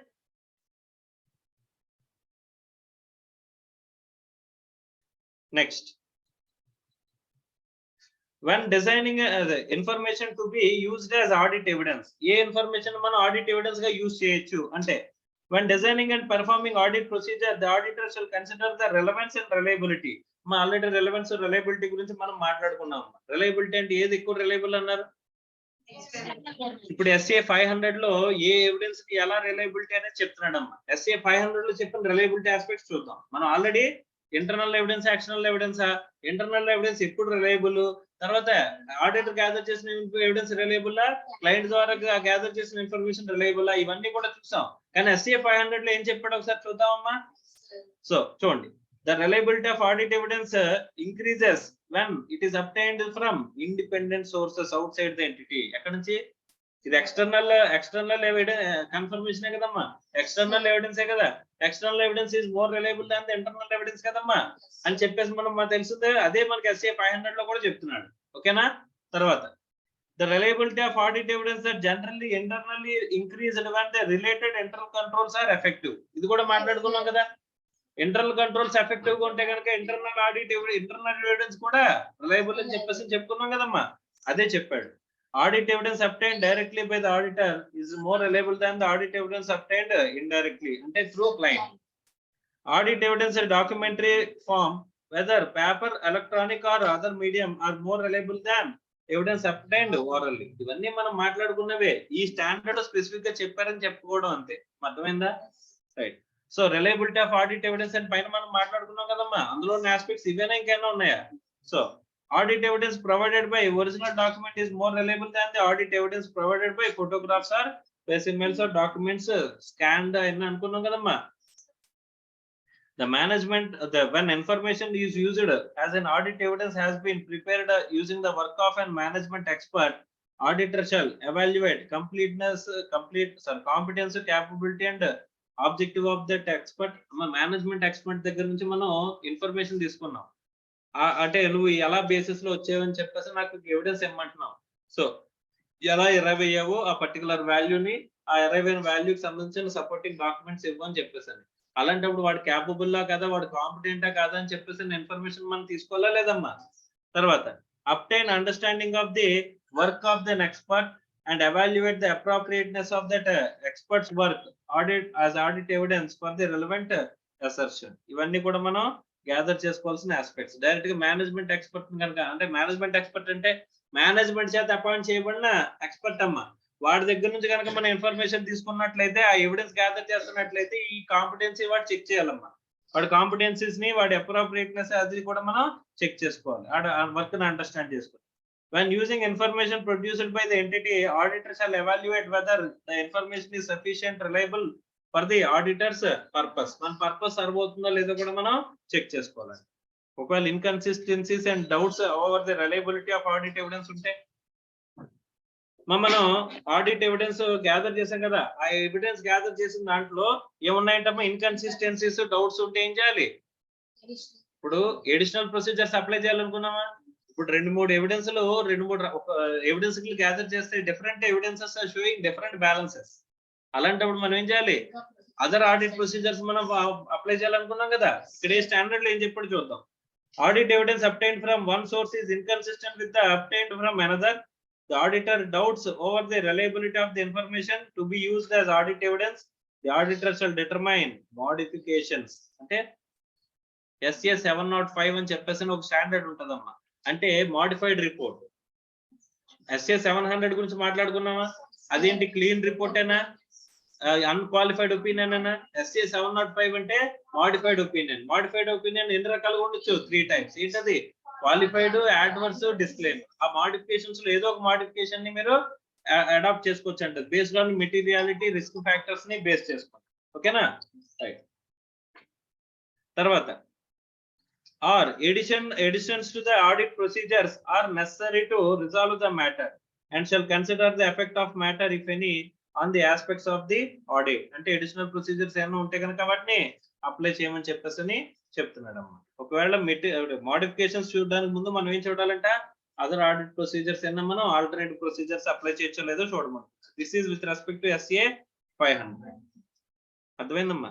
Next SA 501. Next SA 501 లో ఏంటంటే ఇది కూడా ఆడిట్ ఎవిడెన్స్ కి సంబంధించిందే, కానీ కొన్ని specific aspects selected items అని అంటాడమ్మా. లైక్ ఇప్పుడు చూడండి, ఇన్వెంటరీ మూడు ఆస్పెక్ట్స్ ఉంటాయి SA 501 లో. ఏంటంట, ఇన్వెంటరీ, లిటిగేషన్స్ అండ్ క్లెయిమ్స్, తర్వాత సెగ్మెంట్ ఇన్ఫర్మేషన్. ఈ మూడు ఆస్పెక్ట్స్ కి సంబంధించిన మనకేమంటాడు, స్పెసిఫిక్ ఆడిట్ ఎవిడెన్స్. ఆ ఏరియాస్ లో ఆడిట్ ఎవిడెన్స్ మనం ఏం గ్యాదర్ చేయాలి.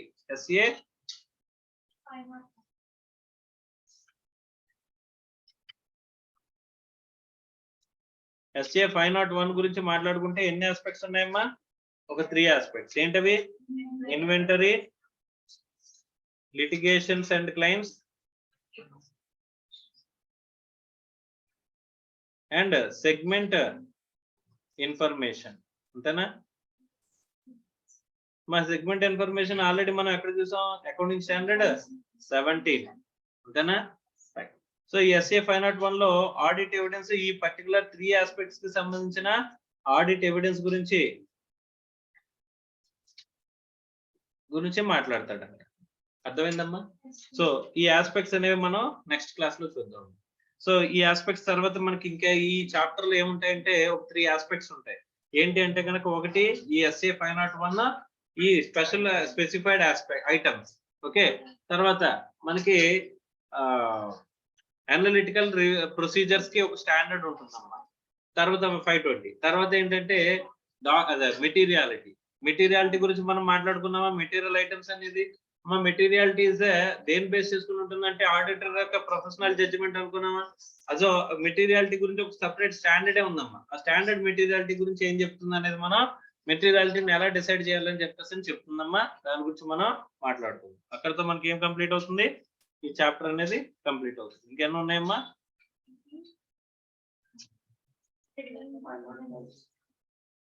ఓకే, అది ఎక్స్టర్నల్ కన్ఫర్మేషన్స్, అది కూడా ఆడిట్ ఎవిడెన్స్ లో భాగమే. దాని గురించి కూడా మనం మాట్లాడుతాం. ఓకేనా? Return representations and external confirmation. Okay, అవి కూడా మనం కంప్లీట్ చేసుకుని ఈ చాప్టర్ ఇవాళ కంప్లీట్ చేశాం. Okay, but in the next class.